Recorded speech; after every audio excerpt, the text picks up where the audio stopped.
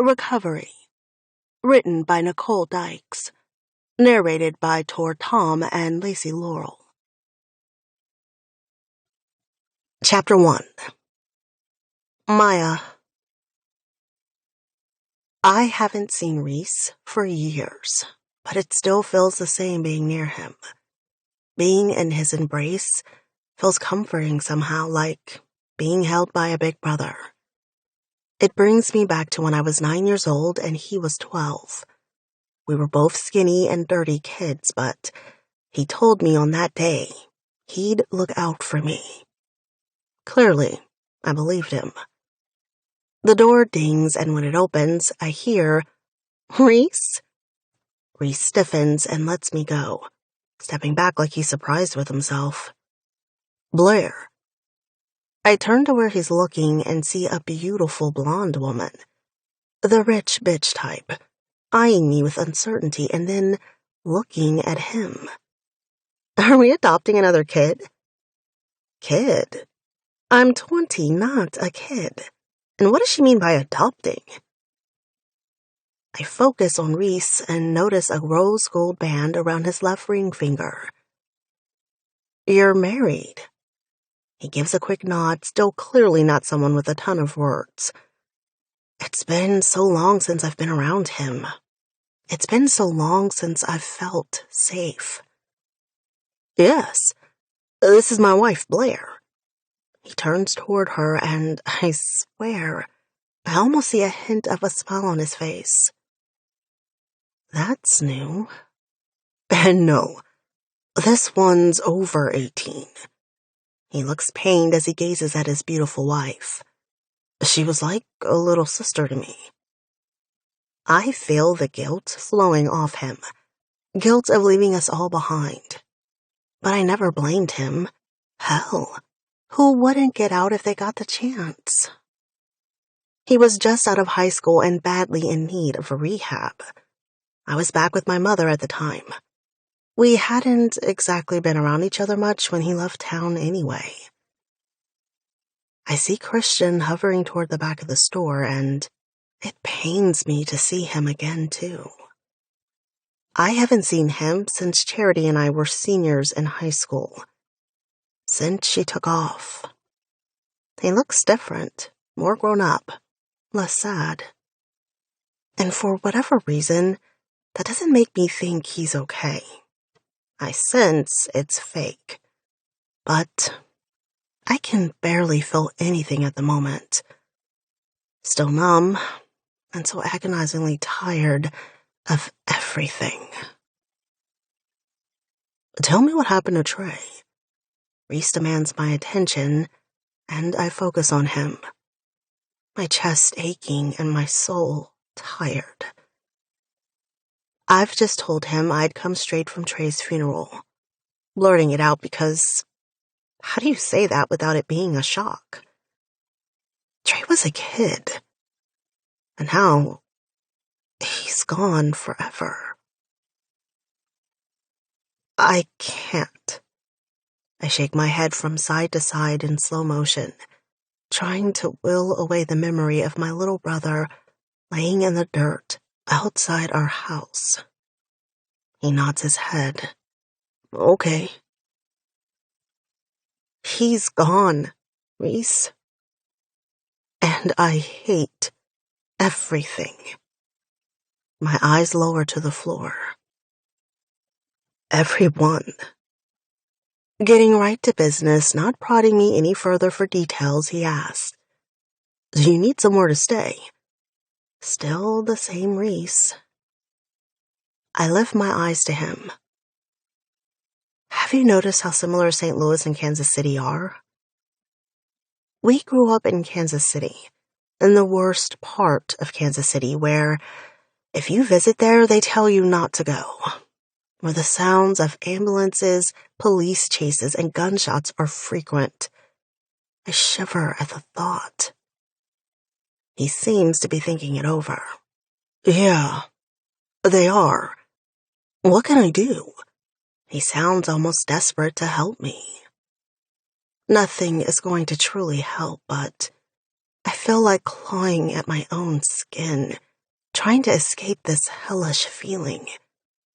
I don't want to be anywhere near that town. I'm not sure why I tracked Reese down. He's a few years older than me. We met in foster care when I was 9, one of the many times my mom messed up and lost us to the system. But, unfortunately for us, she always got us back. Still, it's not like Reese is the warm, cuddly type. Most people are probably afraid of him at first, all large, tattooed, and usually wearing a scowl. But for me, he always seemed like a safe haven. At least until he lost himself to the drugs. I have no one else in this world. Sean, Reese's best friend and another big brother type to me, is in New York and sounded so damn happy on the phone. I couldn't run to him. I couldn't pull him down. I shouldn't be here, threatening to do the same thing to Reese. There's nothing you could do. I look over at my shoulder, seeing his wife seems to be giving us some space. I look back to Reese. I don't know what to do. You're welcome to stay here, but I get the sense you don't want to. I shake my head. I need a change. But I barely have any money saved, especially after I bought the bus ticket to get here. How do you feel about Nashville? I quirk an eyebrow. I have zero feelings about Nashville. He nearly smiles again, which is just super weird for the guy I used to know. Gwen is there with Logan. They're married and have a baby, but he has a shop and she owns a bar there now. It's definitely a change. Nashville? As in Tennessee. That's still a big city. Noises, cars, people, violence. He nods. I'll do anything I can to help you out. Just let me know what you need. I was also close to Quinn for a little while, and now she's married to Logan? Last I knew, he disappeared on them all and went to live with his rich father who he'd never met, leaving them all behind. He came back? I have no idea what's going on, and I feel tired and lightheaded. I don't know the last time I ate. If they have a new baby, they don't need me to worry about. You aren't an inconvenience. We look out for our own. Let me call them. He looks at me in question, and I nod my okay. He looks over at Blair. I think the two of them are having a silent conversation before he moves to the back of the shop. Blair walks to my side. You hungry? I turn toward her, still shocked Reese is married. And to a Barbie type, no doubt. Although, I'd say this Barbie has claws. Yes. Come on. She jerks her head toward the building across the street. It's a cute little bakery in a brick building. I follow her without argument, too numb to fight. She buys me coffee and a pastry, and we sit down. So, you're like Reese's little sister?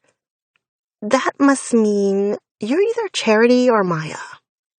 I lift an eyebrow and sip my coffee. If he told you about me, then you know Charity is Christian's older sister. Come on, Barbie with an edge. Use deduction. I have no idea how long Christian has worked for Reese, but surely she knows a little about it. Probably picked up on him having pasty white skin and me not being white. For Reese to marry her, she must have some brains. Hey, I don't know if maybe you guys have different moms or dads. She smirks into her own coffee. I never assume. Huh, maybe I do like her. I'm Maya. She nods her head. And you're in some kind of trouble? I don't know her. I know Reese married her, but I have no idea who he is anymore. not really. All I know is the stupid-ass code we all had growing up. One that said we'd take care of our own. But let's be honest. It's only a code if you adhere to it. And some didn't. Logan left. Reese left for rehab. I haven't talked to Charity or Christian in 2 years. It seems most of us didn't keep our word. But it does seem like Reese and Sean talk, and Quinn and Reese, so who the hell knows? No trouble. She's studying me. Reese seemed worried. She doesn't ask me about Trey, and I'm grateful. I don't want to talk about my little brother. 11. He was 11 years old. So much blood. He was lifeless in my arms. My stomach churns and I look across the street, seeing Reese out the front door. Looks like your husband's looking for us. She smiles at that and stands from her seat, and I follow, grabbing my coffee and what's left of my pastry. We cross the street and Reese addresses me. I can get you on a flight tonight if that's what you want. They'll be happy to help. His eyes stay on mine. But so will I. I look around the crowded city street where a shop is located and shiver, listening to all the cars and noise. But Nashville won't be any different. Still, it's further away. Okay, I choke out. I can pay you back. He waves me off. Don't. Just... He looks up at the sky, looking like he wants to scream. And I know the feeling. I'm sorry about Trey. His gaze lowers to meet mine. I'm so sorry. I can feel he somehow feels responsible, which is a little egotistical considering we aren't blood related and we hadn't seen him in years. But it's still so Reese. It's not your fault. He doesn't believe me. You want to flight out tomorrow instead? You can rest. I nearly laugh at the thought. I haven't rested in a long, long time, and I doubt it's going to happen anytime soon. I need to go. I look back over my shoulder at Blair, who's standing there patiently, and then I look back at Reese. It seems like you have a really good life here, Reese. He shrugs his shoulders. It's not so bad these days. I nod my head, happy for him, wondering how he got here, but not enough to dig into the details. Not now, anyway. Thank you for your help. I know I left without any explanation. And when I got back... Stop. I hold up a hand. I wasn't waiting around for you to come back and save me, Reese. We all wanted to help each other, but I think we all also knew we were on our own, too. I watch his throat bob with remorse and shake my head at him, not wanting it, not needing him to feel bad for leaving. Let's go. I say a quick goodbye to Blair and wonder about Christian. But Reese books a quick flight and we have to hurry. He wasn't joking about helping me out in any way he can. I only have one suitcase with me, small enough to carry on, and before I know it, I'm Nashville bound. Far away from Kansas City. And hopefully I can escape all the memories there. Chapter 2. Jace. Logan, we have a problem. Quinn walks through the front door, coming in hot as usual. Quinn is kind of a no-nonsense chick. Straight to the point and not fucking around. I like it. She has her newborn in a sling against her body as Logan, my friend and employer, looks up from the tattoo he's currently working on. Some middle-aged accountant type going through a midlife crisis. What's wrong? He looks at his kid, snuggled up to her chest, and then to Quinn with a questioning glance. I just started working on a piece of my own, only my customer is cuter. A blonde with big tits and totally my type. But admittedly, most women are. Finn, my best friend since we were little kids, is working on a different customer, and James has a customer of his own as well. We're usually pretty goddamn busy around here, and I'm not complaining. But still, all four of us have our eyes glued to Quinn. We've made our own family here at Lyrics and Ink, Logan's tattoo shop, and any one of us would lay our lives down for each other, but especially Quinn. Maya, she breathes, and now I'm even more intrigued. A chick's in trouble. I can help. I automatically volunteer. Logan shoots me a sharp look that says no. She's a kid. She's 20, Logan. Quinn interjects, and I smile, going back to the tattoo on the blonde's hip. Not a kid. I wink at the chick in my chair, and she giggles. She's a kid to me, Logan growls. She was like... He thinks about it, looking at Quinn. 10 the last time I saw her?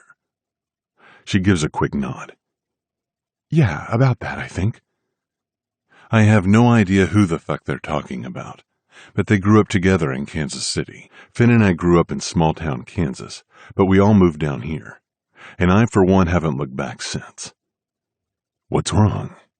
Logan asks again. Quinn looks sick and is quiet, pulling all our attention to her again as tears well up in her eyes.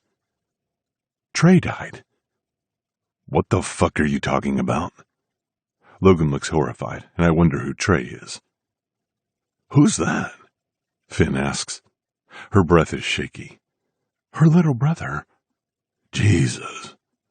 Logan sweeps his hand over his face in distress. He was what, 11? She nods. What? 11? That's so fucking young.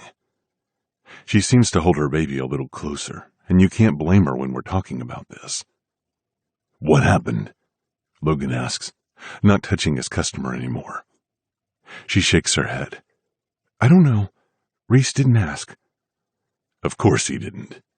Logan muses, his hands shaking with nerves or shock from the news. I can finish up if you need to go. I nod at his hand, trying not to make it too obvious. He shakes his hand out and inhales deeply before letting it go. No. He looks to Quinn. Unless you need me to. She shakes her head at him quickly. She's coming here. Her flight will be in soon. I'll pick her up. She's coming here. Logan sounds surprised. Quinn nods. She had to get out of there. He accepts that. Do you want me to pick her up? He looks down at his client.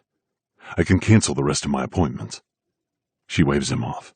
I'm capable. She turns to James. That is if your husband can handle the bar. James merely smirks. I wouldn't leave him in charge of shit. He sounds nonchalant, but I've never seen a couple more fiercely protective than James and Tommy. Then I look over at Quinn. Okay, maybe Quinn and Logan, but still. She rolls her eyes. Whatever. I'm going to go tell him. She shoots me a look. Hands off. I hold my hands up in surrender, still holding on to my tattoo gun. What? She doesn't even bother with a further warning before leaving, and I turn to Logan. Thanks for the backup, buddy. As if I would hurt your friend. He chuckles and shakes his hand again, calming his nerves and going back to work. She'll always be a 10-year-old kid to me. Don't touch her. His middle-aged client smirks over at me, and I shake my head, choosing to look at my client instead. She has a better rack. Can you believe this shit? She laughs at that, pushing her tits up in her tank top. Now, you seem perfectly innocent to me. I don't tire of that accent. Sweetly southern. And although she's only 21, I checked her ID. Sounds like she's had a diet composed of only whiskey and cigarettes for half her life.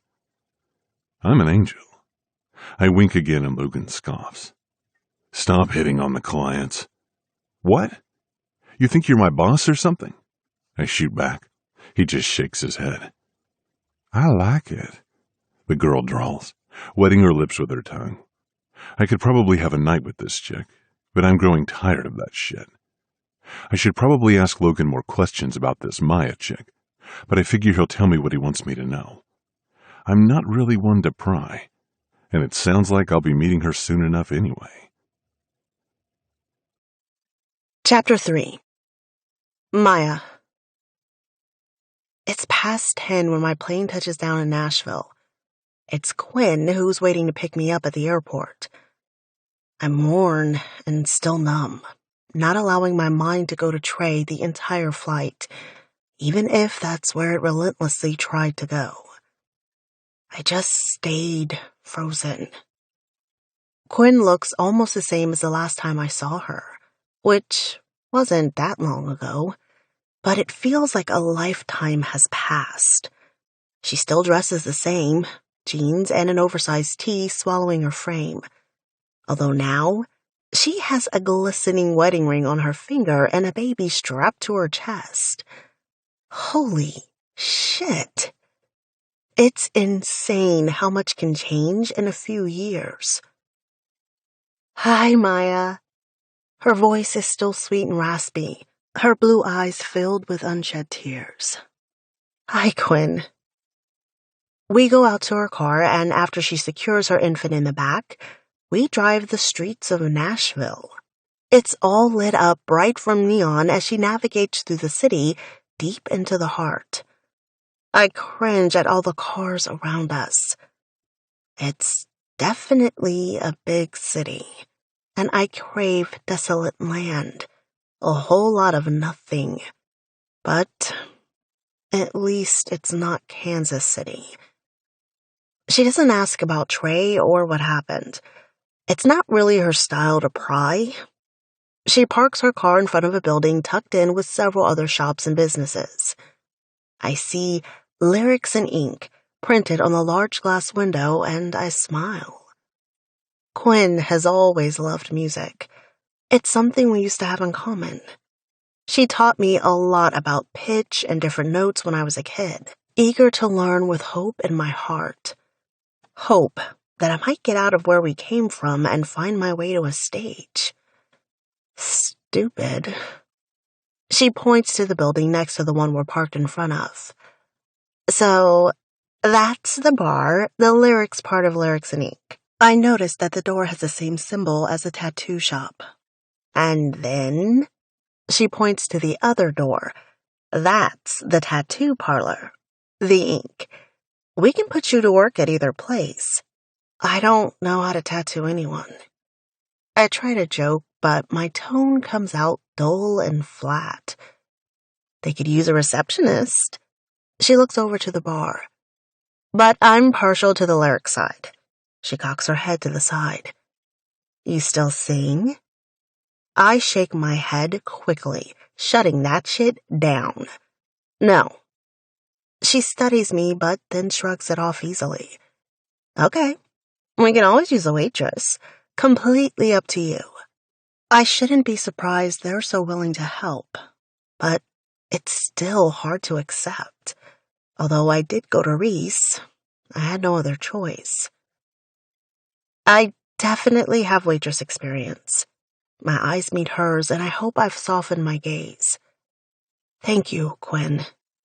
Don't sweat it. You can stay with Logan and me if you want to. She looks into the back seat. But it does get a little noisy in the night. I smile at that, looking back at her sleeping baby. Or you can stay in the loft above. She points up, and I look up at the brick space above the shop with a few windows. That would be great. I'll pay rent. She waves me off and turns off the car, opening her door.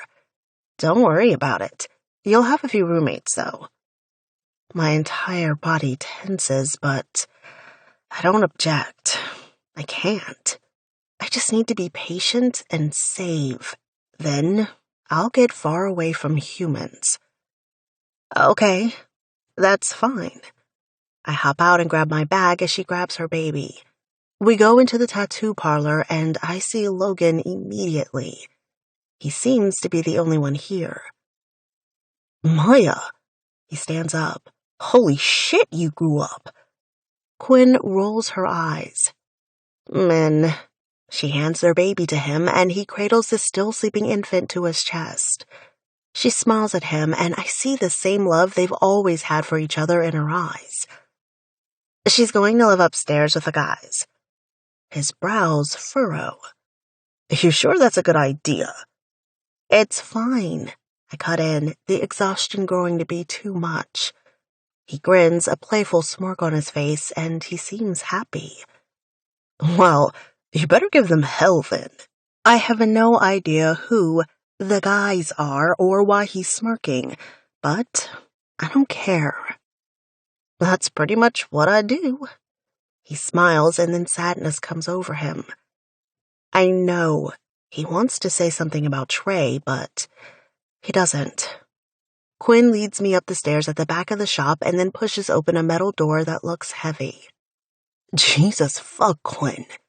We walk in, and a guy, a fucking hulk of a man, all muscles and tattoos, puts his hand over his heart like we startled him. I notice instantly he's dressed only in a white towel. His muscles are pulled tight and tense, inked ridges and lines. I struggle to look up at his face. He grins at me, his teeth straight and white. His facial hair is scruffy, but not a full beard. Who's your friend? Quinn is not amused as she folds her arms over her chest.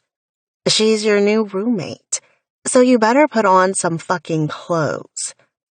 You kiss my friend with that mouth. He wiggles his eyebrows at her, and if I were in a better mood, or in a better life, maybe I would find him charming as hell. I do a lot more than that. Quinn winks, and he chuckles as he holds out his large hand for mine. I notice the full sleeve of tattoos on that arm. The other only has a couple. His chest isn't covered in them, but he has a few there too. I'm Jace. Maya, I say, not taking his hand. I don't want to touch him. I don't want anyone touching me. He shrugs it off and drops his hand just as another man comes up to us, wrapping an arm around him. If I thought Jace was huge, this guy is fucking massive. Jesus, what the hell do they feed them down here? This one has sandy brown hair, as opposed to the black hair Jace has on his head. Jace's hair is wet, but a little shorter than this one's, and this guy is dressed in a black hoodie and jeans. You got us a girl roommate, Quinn. He's eyeing me like a wolf, but sporting a bright smile that seems friendly. She's not for either of you fuckers. Well, she sure isn't for Tommy or James, Jay says, dragging his fingers through his hair, and I'm ashamed of myself when my eyes track the muscles of his bicep and forearm flexing tightly. More men? Jesus. Quinn rolls her eyes at him again. Not for you. Her tone is direct like a big sister's, and it's oddly comforting even though I should be annoyed. I don't need anyone looking out for me. The guy nods his head at me, his gaze trailing down my body before meeting my eyes. Well, that's a damn shame. Ignore him, Quinn says. Don't ignore me, sweetheart. That would break my heart. The guy feigns hurt, and I roll my eyes, but he just continues to smile. I'm Finn. Maya, I say again. I turn to Quinn. Who are Tommy and James? She looks around the empty loft and then looks at Finn. Where are they? Probably fucking. He points with his thumb behind him. And Jace nods his head, his bottom lip protruding. More than likely. They headed to their room like 10 minutes ago. Quinn nods her head. They're married and live in that room. She points to where Finn was just gesturing. A little relief goes through me. 2 less men trying to get into my pants. I look at Jace and Finn, no trace of a smile on my face. It's okay. They can try. They'll learn real fucking quick. I'm not here to play. Chapter 4. Jace. Good God. What the fuck was Quinn thinking? She just brought the most beautiful girl I've ever seen into our loft, said she's living here now, and expects me not to make a move. I mean, holy fuck. I'm not sure who she thinks I am, but I'm not that fucking guy. This girl just got off a flight and still gorgeous. Her black hair is down and curly, a beautiful fucking wild mane I want to feel between my fingers with a sexy golden hue to it. Her big brown eyes have golden flecks in them to match. Her lips are full and red. Her skin is a flawless, deep caramel color that looks so goddamn silky and smooth. She's tall for a chick, but would still only come up to about my shoulders. Her body is lithe, and I'd say she's a runner, but still has fucking fine curves. Her lips form a straight line, giving off an I will cut you vibe. But I don't fucking care. I can take some pain. Probably more than most. Seriously, what was Quinn thinking? Of course, I do have to remind myself she just went through a tragedy, and I'm not a total prick, so I pull it back a little. Quinn pushes past Finn, eyeing me. Get dressed. Maya follows behind her as Quinn leads her to the one empty bedroom in the loft, the one next to mine. I don't follow Quinn's order to get dressed, and I smirk over at Finn, who looks like he wants to pounce. We never fight over women. Never. It's a code with us. But I think I might go toe-to-toe with the huge motherfucker for this girl. Thank you, Quinn. I hear her sultry voice, quiet with exhaustion. Really, thank you. Quinn gives a quick nod. It's no problem. Her eyes narrow on Finn and me across the room. If they give you any trouble, let me know. Maya gives a small smile and a nod of her own head. I'll be fine. I grin at that, having no doubt. Pretty sure if anyone's in trouble here, it's me. Quinn leaves her there, walking toward us. Her don't fuck with me look perfected. She better be fine. We both nod our heads in agreement, but it's me that pokes the angry mama bear. Don't worry, I will take the best care of her. She punches me in the arm and I laugh, rubbing the spot because she has bony fucking fingers. Jace, I love you like a brother, but I will kill you. I laugh at that, knowing it's true. I'll be good. She looks over at Finn, who raises his hands in surrender. Me too. Good. She pushes past us again and heads out the door. Finn closes it behind her, and Maya disappears into her room without another word. Maybe she's tired. Or maybe she didn't want the awkward small talk. I can appreciate both. But what kind of roommate would I be if I didn't try to get to know her a little? Finn clearly has the same idea as I did, and is already heading to her room. Motherfucker. I follow him, still only in a towel, but there's no time to dress. We both reach her open door at the same time, and I see she's looking around the room. It's fairly bare, just a bed, a side table, and a dresser at the moment. Do you need anything? I ask. She turns around to look at us, clearly not happy to see us from the look on her pretty face. No, I'm fine. You sure? Finn prods, and I feel my body tense with irritation. I'm sure. Her big brown eyes meet mine. I just need sleep. I don't miss her eyes trailing over my chest, and I can't hide the smirk.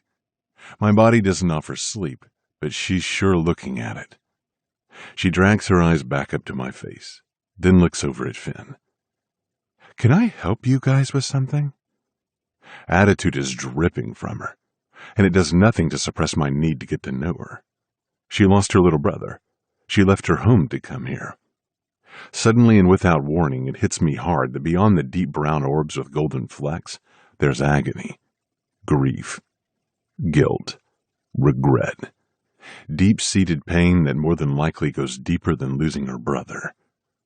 I see other shit besides her body and the beautiful face glaring over at my best friend and me. I see anguish. Fuck. My throat dries, and I feel like a dick as I take a step back. We'll let you get some rest then. Finn looks over at me as I nudge him in the side and jerk my head toward the living room. He huffs reluctantly. Yeah, we'll see you tomorrow. Hopefully you like eggs. I'm fucking great at making eggs. I roll my eyes, but he's rewarded with a small smile that makes my chest ache, already wanting to see that again. Thanks. We leave and I pull her door shut to give her privacy, walking into my room next to hers and sensing Finn follow me in. Dibs. I grab his shirt and pull it on. No. Bullshit. No. That's not how this works. I grab some jeans and tug them on before ripping off my towel. No, I say again, not entertaining his claim on her for even a second. What the fuck, man? He sits down on my bed. She's our roommate, dipshit. And she's mine. I don't say it, though. Especially because it sounds fucking stupid and caveman-esque. Quinn and Logan aren't going to like us slobbering all over her. Pretty sure I saw your drool on the floor out there, asshole. I shrug my shoulders. Let's go to the bar. Blow off some steam. Whatever, he huffs, and I know he's not really that into her. I know my best friend well, and she'd just be a plaything to him till he got bored. He won't fight me for her. Good. Chapter 5. Maya. I wake up the next morning still tired, still numb. I'm starting to think this is just how my life is going to be from now on.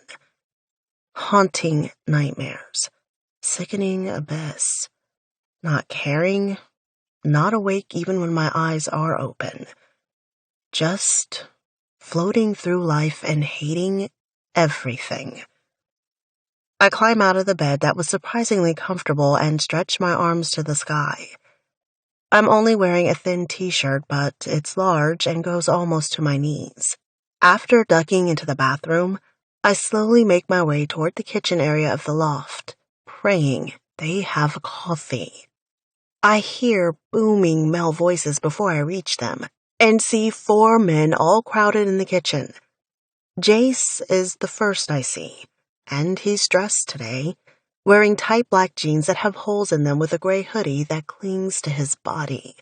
A body I've already seen far too much of and shamelessly checked out almost every inch of. I blame the exhaustion and grief. Finn turns to me, his dark blue eyes shining as he nods to me. Ah, her new roommate's up. Fucking finally. You think I was going to make breakfast for just these fuckers? I notice he has a spatula in his hand and is, in fact, making eggs in the frying pan on the stove. I really just need coffee, I say. And I know it's rude. I know they want to be friendly, but I just want to be invisible. Coffee is much better than the shitty eggs Finn makes, one of the 2 men I haven't yet met says as he walks to a coffee pot and pours a cup before handing it to me. I'm Tommy.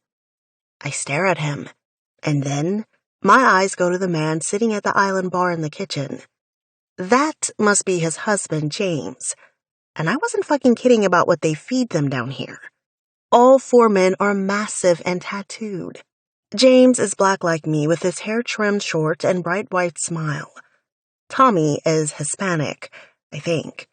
He has the same rich bronze tone my friend Veronica has.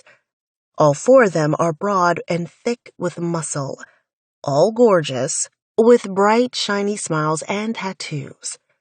If I was a normal girl, I'd be in heaven right now. I'm Maya.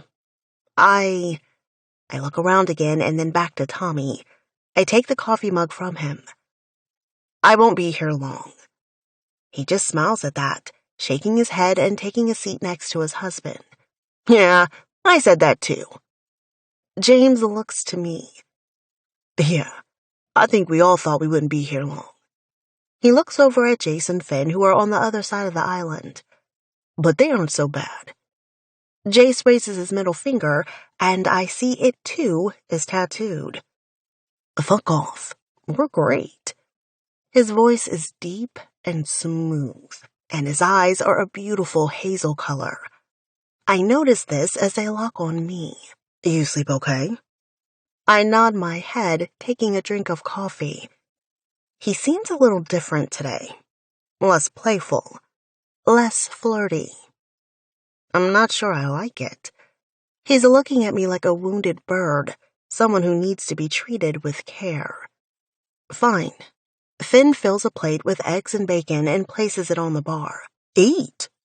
It's an order. I haven't been told what to do for a long time. As if he knows it's a mistake to boss me around, Jace leans his ass back against the counter, hot mug of coffee in his hands, which he brings up to his mouth with a smirk, still eyeing me. No thanks, I say, holding up the coffee.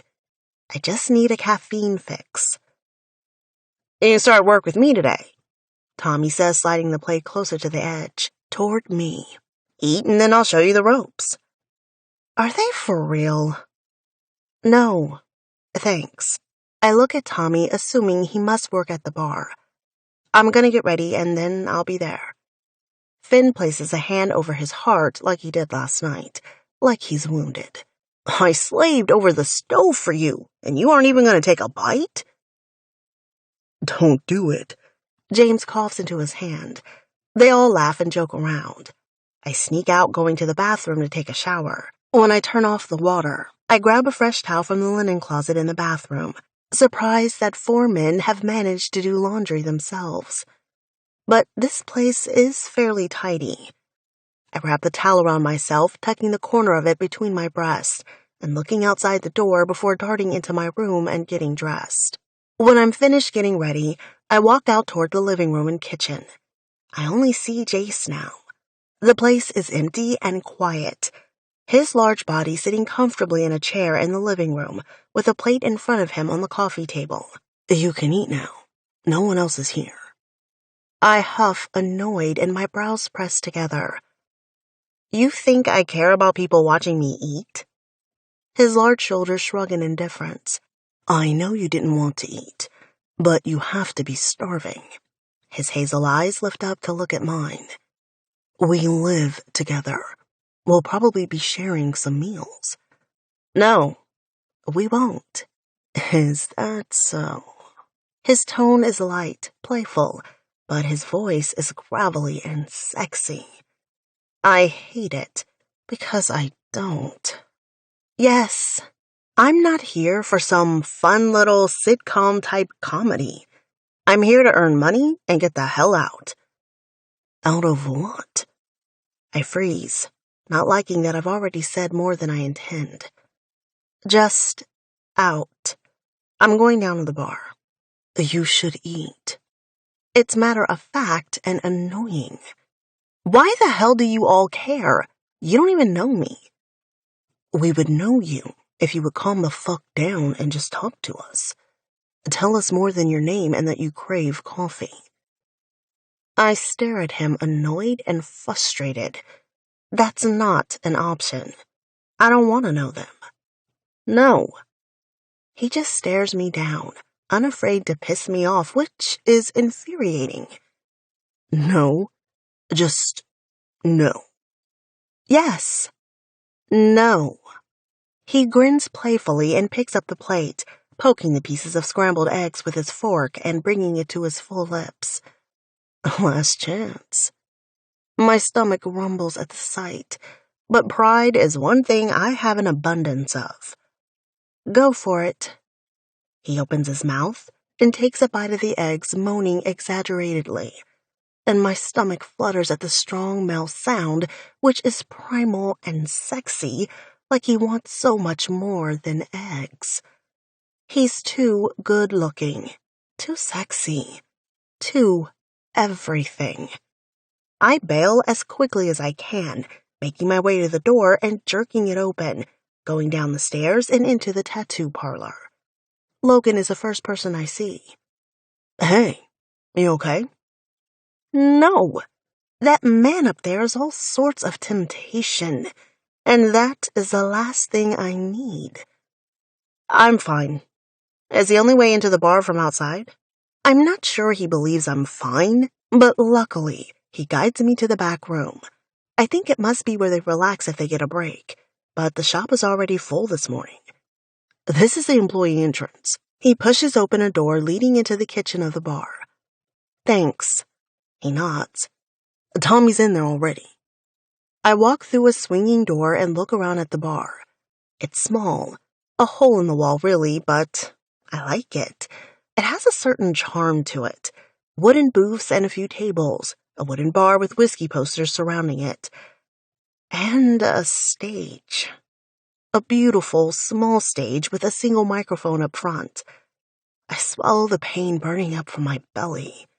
The ache I have to stand on that stage and belt out musical notes, to get lost for a moment in the light and music, is too great. You sing? I look over at Tommy, who's standing behind the bar. No. His brow furrows, and I know he doesn't believe me. But I don't care. I'm not here to get to know anyone. He shows me the ropes, tells me the basic schedule. It's nothing out of the ordinary. I wasn't lying when I said I have waitressing experience. My first fake ID wasn't to buy alcohol. It was to get a job as a waitress when I was 13. They knew I wasn't 16 yet, but they paid under the table, and it worked out for us both. Seedy and shady. That's my life. They don't open until 11, and Tommy tells me I'll be on the night shift with him for the rest of the week. However, today, we're both taking the easier day shift. I thank him, and before we open, he cooks us both hamburgers and delicious greasy fries I can't say no to. We sit in the booth and eat in silence. I feel oddly comfortable with him. He doesn't put my body on full alert the way Jace does. None of them do. For whatever reason, Jace is dangerous to me. Chapter 6. Jace.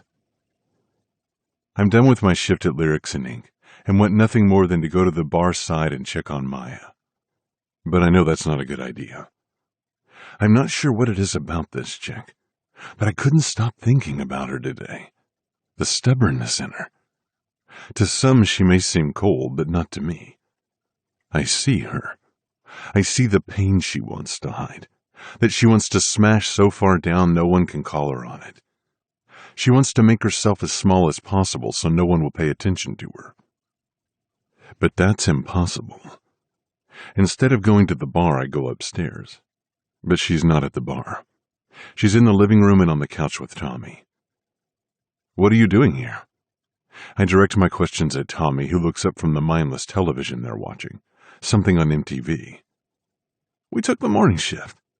Thought she might need some time to ease into it, but I was wrong. He winks at Maya.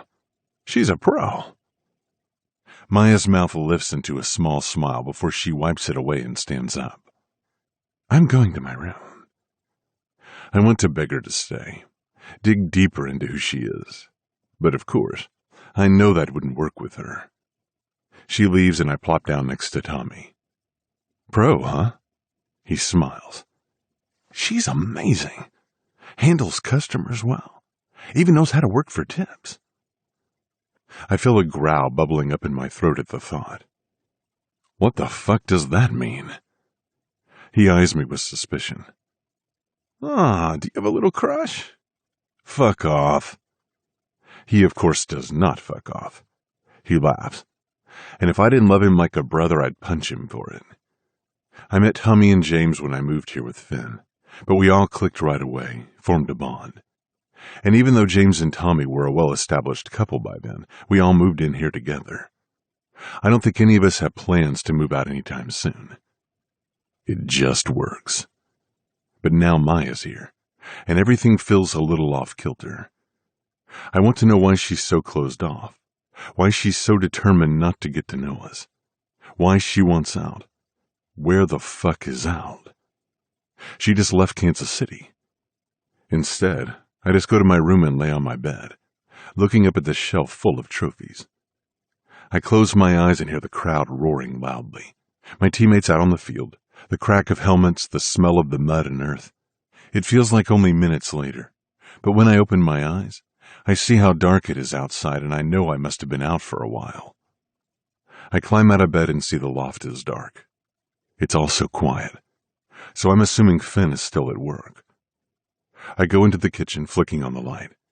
My stomach is grumbling, and I decide to make some tacos, knowing we'll eat the leftovers tomorrow. When the meat is sizzling in the pan, I look over to see Maya walking into the kitchen. She's wearing the same thing she was this morning after her shower. a thin striped tee with a wide neck and little jean shorts. She's beautiful with no effort. Her hair is down, the curls so fucking sexy. Hungry? I ask, at this point not even expecting an audible reply. She nods her head and walks to the fridge. I bought some things earlier. She pulls out some lunch meat and closes the door, grabbing a loaf of bread from the counter. A sandwich? I raise an eyebrow. Nothing wrong with a sandwich for dinner. She grabs 2 pieces of bread and keeps her head down. I don't like it, how her head is tilted down, looking away, trying to disappear. This is where there are tacos. I don't want anything from you. The comment stings, and I'm not sure why. From me? She looks over at me, her voice not hiding how tired she is. From anyone. Pride. I get it. I also don't say it. I don't want to kick her down even if I want to challenge her. Now just doesn't seem like the right time to do that. Okay. That's it? She's gaping at me, those brown eyes showing her curiosity. What do you mean? I turn off the burner and move the skillet back. No more questions? No trying to get me to eat tacos? I smirk at her. Why? You want some? She looks away again, fastening the bread package closed and putting her sandwich together. No. There's that word again. You know, eventually, when a human being gets turned down enough, they stop trying. She freezes and then turns her body to face me. I wouldn't know. Never been rejected? That I can imagine. Never had anyone try. Now I'm the one who's curious as she turns away, grabbing her sandwich and fading away down the hall, wanting to dissipate into thin air. I know that feeling. I know it well. Chapter 7. Maya. I sit straight up in bed, my heart racing and my breathing rapid. Another loud crack, and my bedroom is lit up with lightning, the rain pelting the window. Jesus. I've only been here for a week, and Nashville has been pounded with thunderstorms for 3 days of it. I'm not afraid of storms, but it pulled me from my deep sleep, and my body is on full alert now. I decide to get up, maybe grab a drink of water. When I walk out of my room, I brush against a hard body. Bare flesh. I look up at the figure in the dark and see Chase through the small amount of light streaming in from the streetlights outside. He's only wearing a pair of boxers, with his hair all tousled and messy. He must have been asleep too. Fuck. What time is it? I shake my head. I didn't check. I hear muffled sounds coming from the bedroom across from mine, and then the sounds grow louder and are distinctly feminine. Jay shakes his head. I guess Finn found someone tonight. I saw him at the bar during my shift tonight. If I had to guess, it's the busty redhead who was all over him when I clocked out. Guess so. You okay? He yawned slightly, using his hand to cover his mouth. You aren't afraid of storms, are you? I nearly laugh at that. If only I were afraid of something like that. No. My fears run much deeper. No, I'm not, but it's loud. He agrees in a nod. Well, you're welcome to come hang out in my room till it passes. Are you afraid of storms? I question, eyeing him, maybe a little lilt in my voice that I didn't pull back in time. He grins. Yeah, you want to hold me? I roll my eyes. There's that flirtatious asshole he was the first night. Hold yourself. He laughs at that. Come on, I'm not so bad. That's what I'm afraid of.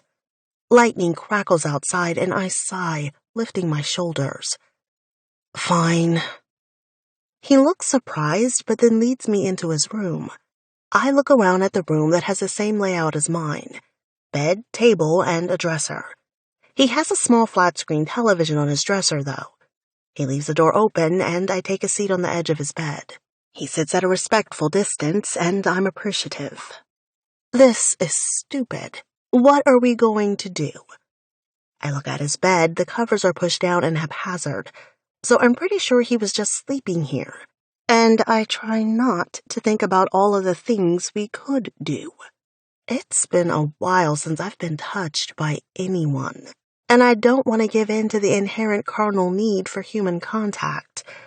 I want to believe I'll be just fine without that. So, how's work going? His smile is friendly, but I don't think Jace is all that friendly. I don't think he'd hurt me on purpose either. Oh, so that's the small talk we're going for. Work. He chuckles and lays back on his bed, looking up at the ceiling, and I try not to look at his body stretched out on the bed. I try to ignore how much space his large muscular form takes up on the bed. At least I tried. He's always trying. I don't know this man. We met a week ago. But, still, it feels like he wants me to be okay. He wants me to eat. He wants to ask how I like work. He tries, puts so much effort into everything. And I hate it. I don't want to be worn down and given to his charm. I want to keep my head down and just be. Just barely exist at the bare minimum until I get far away from other people. Until I can just not care anymore.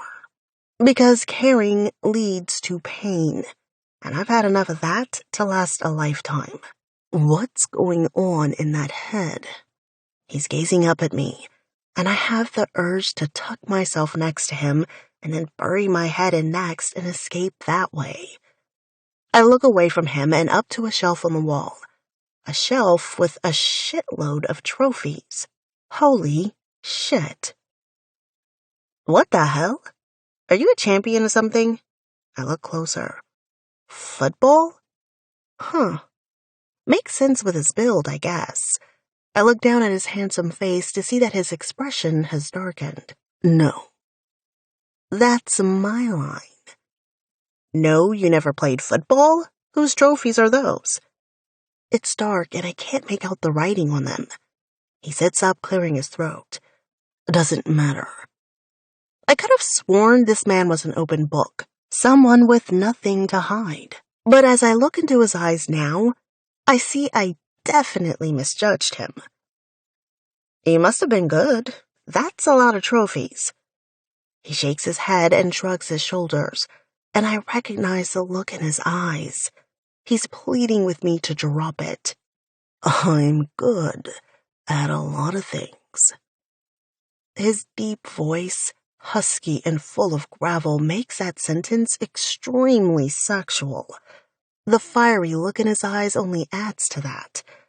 He looks like he wants to kiss me, and God, I want him to. I take a deep breath just as his lips meet mine. I shouldn't let this happen. This is far too close.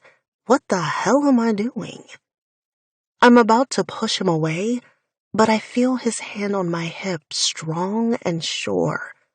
And then his tongue sweeps into my mouth and, damn it, I just turn myself over to the moment. Because it's been so long since I've kissed anyone, since I've felt kind hands on me. So, I lean into him. My cold hand pushes against the warm skin on his chest, feeling only the hard muscle. We kiss with intensity and heat that I don't stop to question. I'm not sure my body has ever been this ready to be touched by another person. I kiss him deeper, starting to push him back onto the bed, but I feel his large hand move over mine, both resting on his chest. He pulls back. Maya. He sounds breathless as I look at him in a daze. What's wrong? He looks like he's searching for the right words. I don't want to think. I want him to kiss me, but he doesn't. I could barely get you to like me this last week.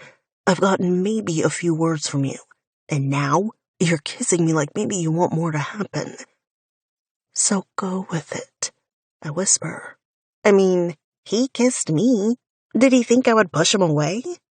Probably. I don't want to be your mistake. You've never had a one-night stand before? I question, pretty sure I already know the answer. I have. A couple of times, but you're not that. At the very least, you're my roommate. I roll my eyes in a huff, frustrated and not even sure why. I don't want anyone touching me. Maybe I should remind myself of that. I don't want to get close to anyone. So, you're saying you wouldn't respect me in the morning? I try a joke, and it doesn't land. Maybe I need to stop with the jokes. You don't need my respect for validation, and if I thought this was really what you wanted, I wouldn't fucking hesitate. I'm so angry I could scream, because that's the most perfect thing any man has ever said to me. My eyes fill with tears, and I hate him for it. He pulls me into him and tucks my head to his chest. Tears stream down my face onto his skin, but he just holds me to him.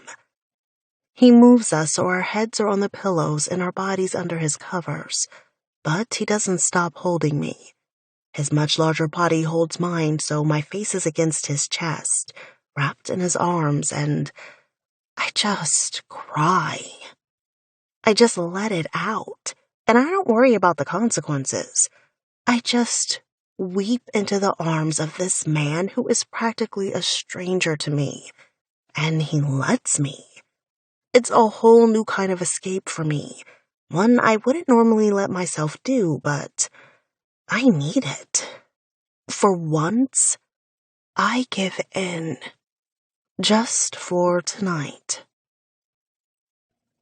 Chapter 8. Jace. Oh, fuck. She's in my bed. Maya is still curled up to my body. Both of us still under the covers. Me only in boxers. Her in that fucking thin t-shirt. She looks peaceful as she sleeps, but I know she's probably anything but. I kissed her. I fucked up and kissed her. I know it was a mistake, and not because she's a vulnerable woman who can't take care of herself. Exactly the opposite. She's strong and confident. Fucking amazing. And if anyone was vulnerable last night, at least before I kissed her, it was me. Fucking football trophies. I need to put them away, maybe throw them away. But for whatever reason, I leave them there to stare back at me. Remind me. Maya stirs next to me, her large, beautiful eyes gazing up at me, looking slightly confused, maybe a little embarrassed. I fell asleep? She did. After she started to sob in my chest and I held her, just letting her finally express some of the emotion inside her, the crying stopped slowly, and soon I could hear her breathing even out, lost in deep sleep. And I just held her to me and closed my own eyes, drifting away. Yeah. I slept with you all night. She looks freaked the fuck out. I smile, my lips pulling up as I shrug my shoulder. Don't worry, you only snort a little. She rolls her eyes at me, but I see her lips lifting. I don't snore.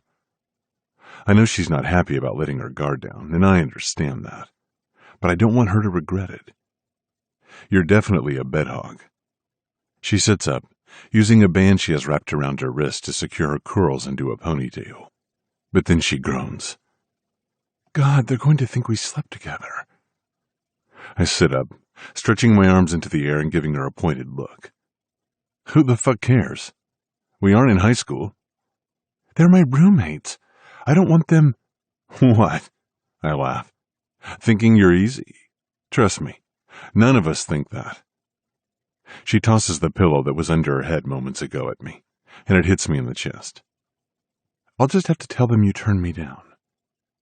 I fight a groan because it wasn't easy, feeling her hand on my bare chest trying to nudge me backward.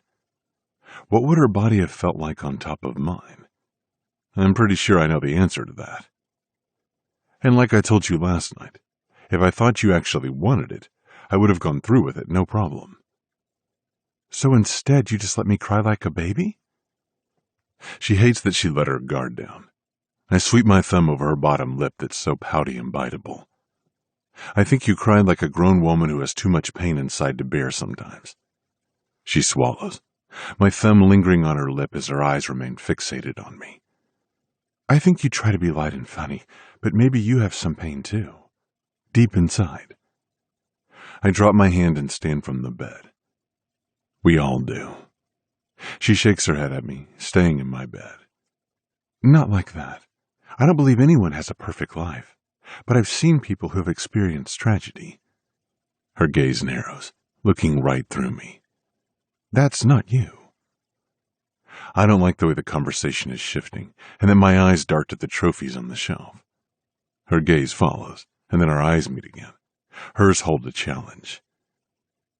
They do have your name on them. I can see them now. I shrug. No big deal. Then why won't you talk about football? Yep, definitely don't like this. I just don't. Every guy I've ever met who played football can't shut up about it, but you won't talk about it. Why? Christ, why the hell did I insist she talk? I just don't. It was a lifetime ago. I grab my phone and search, being rude as fuck, I know. But I don't stop. I look back at her. I gotta go. She raises one eyebrow, not moving from my bed. Work this early? No. I offer no other explanation. This was my lesson. I need to mind my own goddamn business. Usually I do. Something about her made me want to pry, but I didn't realize it was going to go both ways. Got a wife? A whole other life somewhere else? I put on my best cocky smile and grab a t-shirt from my closet, tugging it on. Something like that. I grab a new pair of boxers from my drawer, having no shame. But just as I push yesterday's boxers down, she looks away, and I tug on the new pair before pulling on a pair of jeans. I'm decent now. She looks back at me, still only up at my face. I doubt that. Look, I know you have plans to get out of here, but I also know that takes time. Time that you're going to spend with us, so... I shrug, hoping like hell she's listening to me. Maybe you can give in a little. Share meals with us, talk to us, hang out. She looks troubled. I don't want to get too attached. I laugh at that, unable to help myself. We are some charming motherfuckers. I know, but still, you're already here. Maybe we can help. I shouldn't care so damn much. You can't help me. Her voice is so fucking sad and it tears me apart. Well, we want to. She snorts. Because you wanted my pants. My eyes narrow, taking in all her beauty, and I know she knows that's not true. Seems to me I could have last night. If it were only about that, I would have been. Her eyes widen and I watch her throat as she gulps. You're an asshole. Her words hold no venom. Never said I wasn't. But Tommy and James, they really don't want in your pants, and they want to help you, get to know you. Tommy has trained several waitresses, but he never hangs out with them outside of work. I live here, she shoots back. Doesn't matter. He doesn't have to be friendly. Truth be told, he's usually not. But he likes you. James likes you. Quinn and Logan only fuck each other, so they aren't trying to get into your pants. Finn? She asks the question and I smile, because I'm pretty damn sure if she would have kissed him last night and tried to push him back on the bed, he would have let her. And that thought alone pisses me off. Finn wants to fuck everyone. She chuckles softly. You? I would definitely like to fuck you. There again her eyes widen, and she looks fucking cute when she's caught off guard by my honesty. But regardless, I want to help you. Or at the very least, get to know you a little while we're living together. As soon as I can, I'm leaving. It's direct, said like a fact, and I accept that. I won't stop you. I grab my keys and wallet from the top of my dresser. I peek out in the hall to see it's clear before turning back to look at the beautiful, complicated goddess on my bed. No one's out there if you want to make a break for it, so they don't think we slept together. She stands up now, walking closer to me. God, she smells good. Citrus, I think. Her eyes look up at me, and I see whatever she's about to say to me is hard for her. Thank you. For what? She takes a deep breath before letting it escape. Just thank you.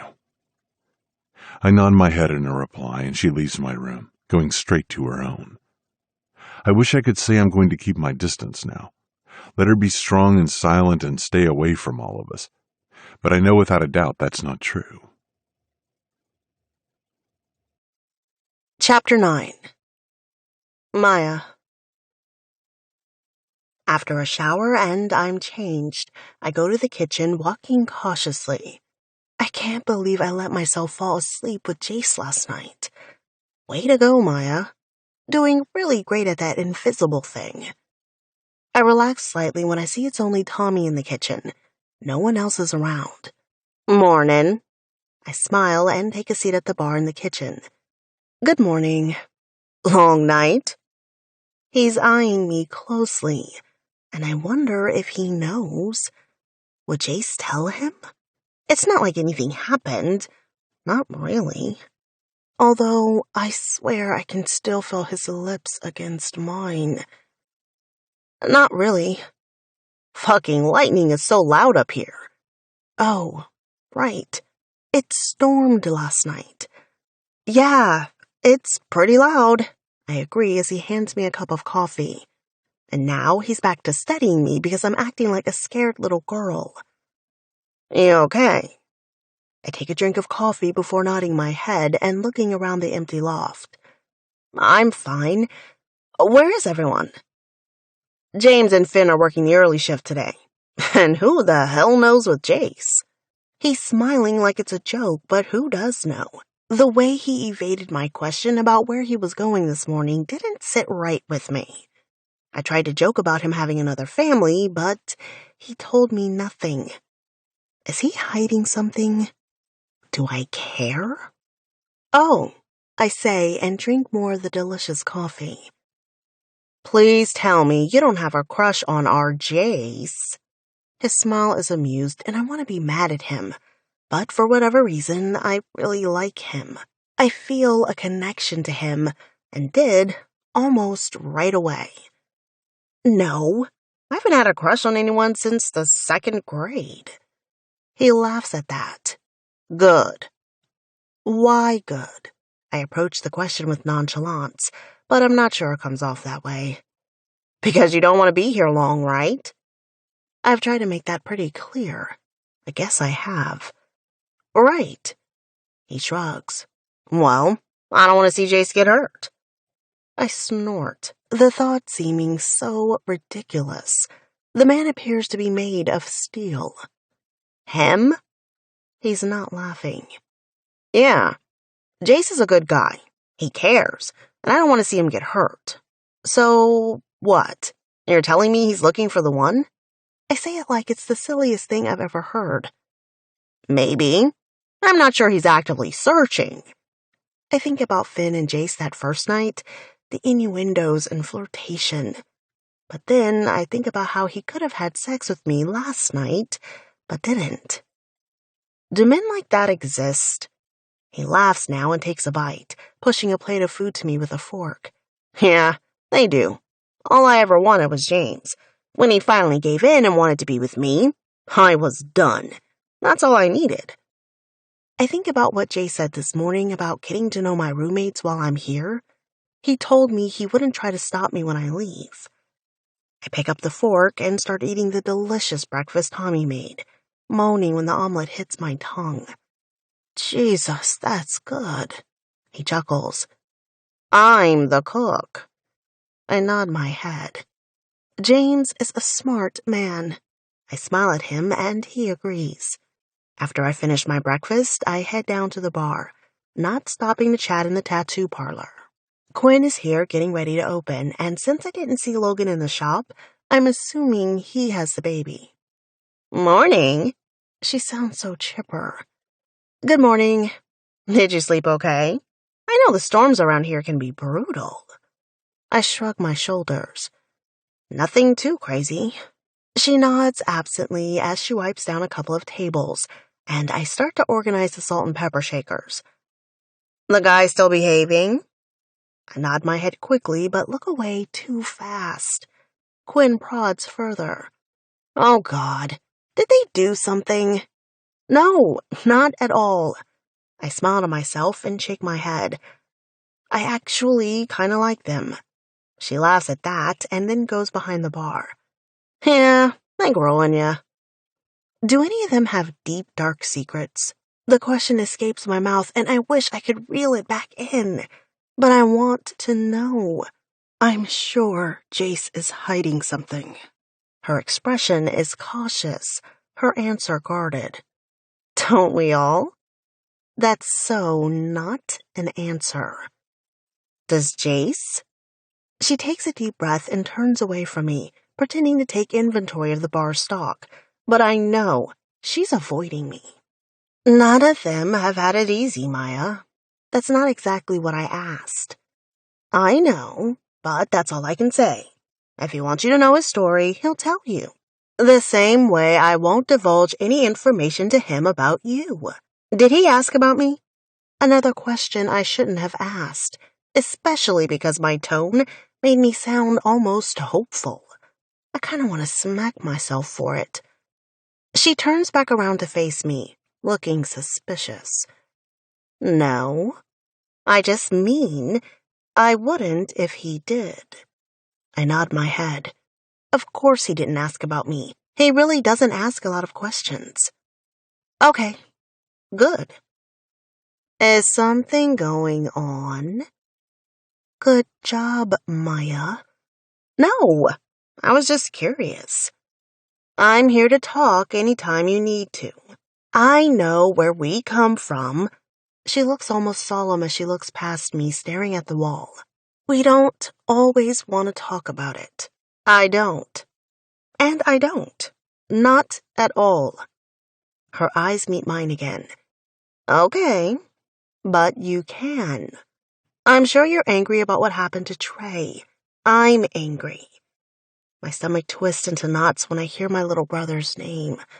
His face flashes in my memory. It doesn't matter. It does. She's adamant. It doesn't, I say firmly, wanting to end the conversation. He's gone. I'm gone. I don't want to think about it or talk about it because nothing can change that. I see the sympathy in her eyes, and it threatens to strangle me with all the emotions swimming around inside of me. I just want to be numb. I want to be invisible. I don't want to be standing here with an old friend who I looked up to like a big sister talking about the death of my brother. My brother who trusted me. My brother who I failed. Chapter 10. Jace. Fuck, today was a long day. And it looks like it's only going to be longer when I push open the door to the loft and see it's full of people. I recognize a lot of them. Clients who have become friends and some regulars from the bar. I look around and don't see Maya or Tommy, but James and Finn are here. Fuckers. I smile when Finn walks to me, handing me a beer with the top already twisted off. Hey, man.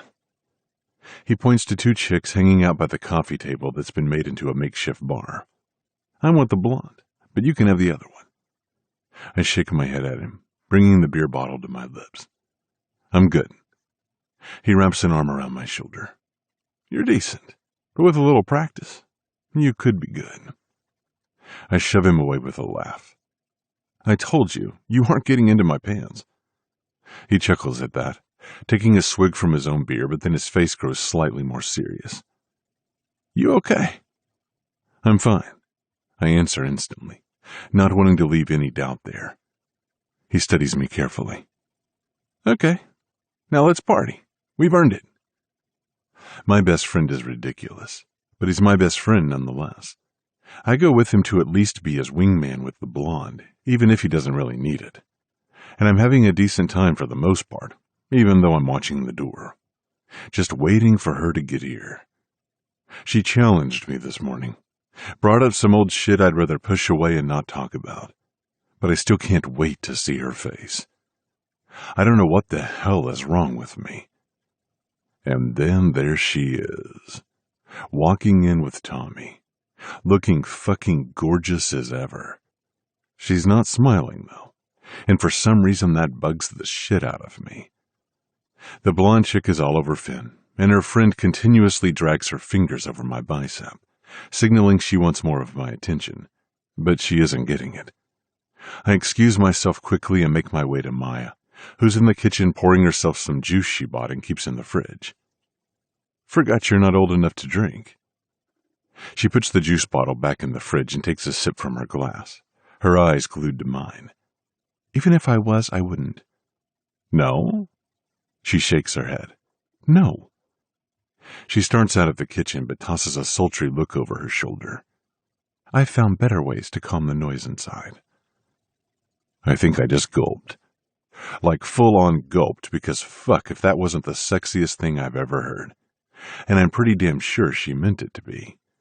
She heads toward her room, and I follow, my feet carrying me as if my mind doesn't have a choice. She pushes her door open, and I'm glad no one has found their way in here yet. I follow her inside. She didn't exactly extend an invitation, but she didn't tell me to fuck off either.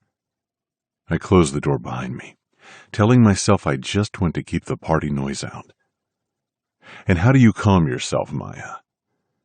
Her lips pull into a sexy grin as she places her glass on the bedside table, and I sit my beer down on the dresser I'm standing next to. I read a lot. There's a flicker of mischievousness in her eyes, because that's not at all what she was implying. Oh, you're fucking with me now? She shakes her head. She's wearing a black blouse that hangs off both shoulders, and I don't think there's any way she could be wearing a bra with that top. My mouth waters, wanting to drag my tongue over every inch of her beautiful silky skin, but I don't move. I'm not fucking with you. I love to read. I like the way you say fucking, I say as I stalk toward her. Today was shit, and I've only known this chick for a week, but I missed her today. And yet you won't do the actual action of fucking. My throat dries. I like her blunt like this. So you're saying you want me to fuck you? She bites on her bottom lip and I fight a groan. She's so fucking sexy without even having to try. I think I implied that last night. I take another step closer. I want to hear you say it. She sits up straight, her gaze boring into me with those big brown eyes. I want you to fuck me. Jesus. We're roommates, I say, taking another step closer. She nods. We are, but not for long. You okay? I have to ask. She looked fucking sad when she entered the loft, and we didn't leave things great this morning.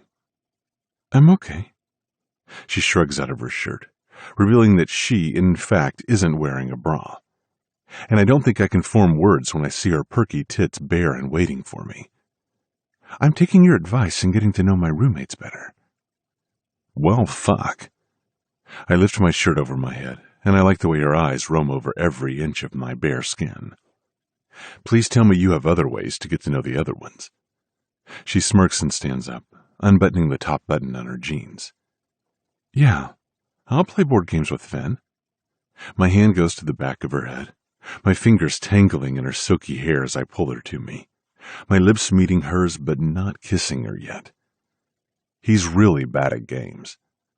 She laughs and nips on my bottom lip, making me groan. So you aren't going to back out this time? You want me to fuck you? I'm all for it. I've wanted to fuck you since you walked through the door. I pull away from her lips and look down into her eyes. Do you want this, though? Something happened today? She shakes her head, but I don't miss that her eyes are glistening with tears. I just want to forget for a little bit. Fuck. I know that feeling all too well. And after today, that's all I want, too.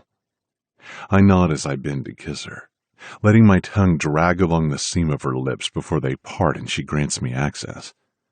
She tastes like the sweet, fruity drink she just drank, and I groan into her mouth, gripping her ass and pulling her legs up to wrap around me. Condoms are in my room. She nods her head, her arms around my neck as I open the door, peeking out and seeing the coast is clear for me to take her to my room.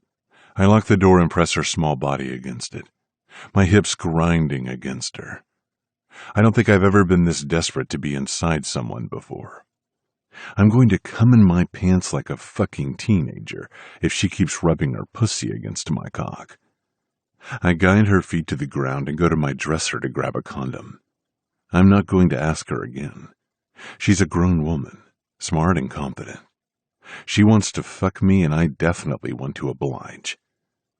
Her hands on my jeans catches my attention as she unzips them and takes the condom from my hand. Fuck, she's hot. Her lips drag down my chest as she pushes my jeans down. My cock is hard and begging to be set free, but she doesn't do that. I step out of my jeans and let her have control for now. She drops to her knees, and I stare down at the beautiful woman before me as she kisses the tip of my cock through my boxers, pulling a groan from me as I tilt my head back against the door. It's been a while since I've had sex. Nervous? She arches a brow and shakes her head, pushing my boxers down and eyeing my cock, making it twitch with anticipation. Her tongue darts out, licking the tip that's already glistening with my pre-cum. Fuck.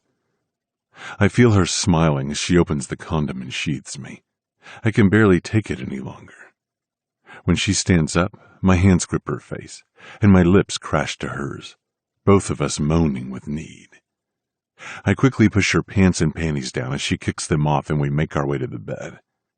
I land on the covers, pulling her body on top of mine so her breasts are pressed against my chest, and my hard cock rests between her legs.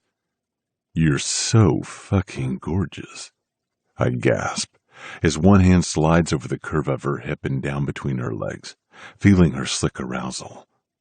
I smile, knowing she wants me too. And fucking wet for me. Yes, she says as I find her clit and stroke it with slow, lazy circles, making her hips buck against my cock. She sits up, giving me full view of tits that are on the smaller side but fucking perfect and perky. Her dark nipples are hard as I use my free hand to brush over them, pulling a shoulder from her small body. My hand drags down to her belly button, and I notice it's pierced with a butterfly jewel that's sexy as fuck. You only get hotter. She slides her pussy against my cock, making it wet and so fucking ready to be inside her. Fuck me, Jace. I don't waste time asking if she's sure. I'm not a pussy, and she's not a delicate flower. But I do have a nagging worry in the back of my mind that she'll think this was a mistake after we come. I don't worry about it now, though. Instead, I position my cock at her entrance and let her slide home. And holy fuck, as she slides down my cock, taking in every hard inch, I swear I see fucking stars at the sensation of being inside her. We both moan as she falls forward, capturing my lips. My hands grip her tits, brushing over her nipples with my thumb before pinching them with enough pain to be full of pleasure. She gasps into my mouth, and I feel her muscles clench around my dick as she moves her hips, lifting up and then slowly sliding back down. The pace is agonizingly slow, but I can take it. I don't want this feeling to end, and if she wants to escape with me, I'm happy to help her. She sits back up, her hips picking up the pace as my hands grip her ass, guiding her along my shaft, chasing the orgasm that's building. Her clit is rubbing my dick with each thrust, and I know she's close. Fuck, Maya, I'm close. One hand moves back to her clit, wanting to feel her cum around my cock. Oh, God, Jace.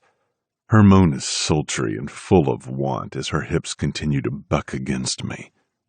Her palms rest on my abs as I thrust in sync with her, playing with her clit and gripping her ass, not thinking about anything but this moment here with Maya. Just let go, And she does. She fucking does. Her body stiffens as her head tilts back, and her pussy grips me tightly, not letting go as she finds her release. I topple over the edge a moment later, my cock jerking inside her as I come. Her body collapses against mine with my dick still inside her, softening, but not yet done. I'm already craving round two. Holy fuck. I smooth my hand over her back and smile to myself, but my smile fades when I feel hot tears on my chest. I slowly lift her chin so she's looking at me.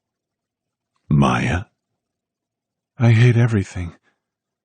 I stare at her, swallowing the bitter taste because I know why I feel so fucking connected to this girl, and it has nothing to do with what we just did. I know. You really do, don't you? I nod my head, letting go of her head and wrapping my arms around her body, letting her just lay on me, her head over my heart. Maybe this was a mistake. Chapter 11. Maya. Last night was not a dream. I feel Jace's hard body next to mine and know that for sure now. God, his body is insane, chiseled and taut with hardened muscle, ink sprawled everywhere. I have no idea what got into me, but when I saw him surrounded by people in the crowded loft, all I wanted was time alone with him. I don't know him. He won't tell me anything real, and I won't tell him anything either. Yet somehow, it's like he sees me. When Quinn brought up Trey, it just made me want an escape. An escape I refuse to get from any substance. I will not turn into my mother. But Jace may be even more dangerous. I turn my head and can't fight the smile when I see him dead asleep, oblivious to the world. The way he held me felt so safe. And that thought is petrifying. I can't remember ever feeling safe. His lips pull up into a smirk, but he doesn't open his eyes. Ogling me. I roll my eyes, but after I do that, my eyes drag over his bare chest. Holy hell, he's perfect. Nope. Liar. His eyes open, and he smiles at me. Jace may seem simple to some people, but to me, he's a total conundrum. He appears carefree, but I see pain in his eyes. Those hazels can't hide a damn thing.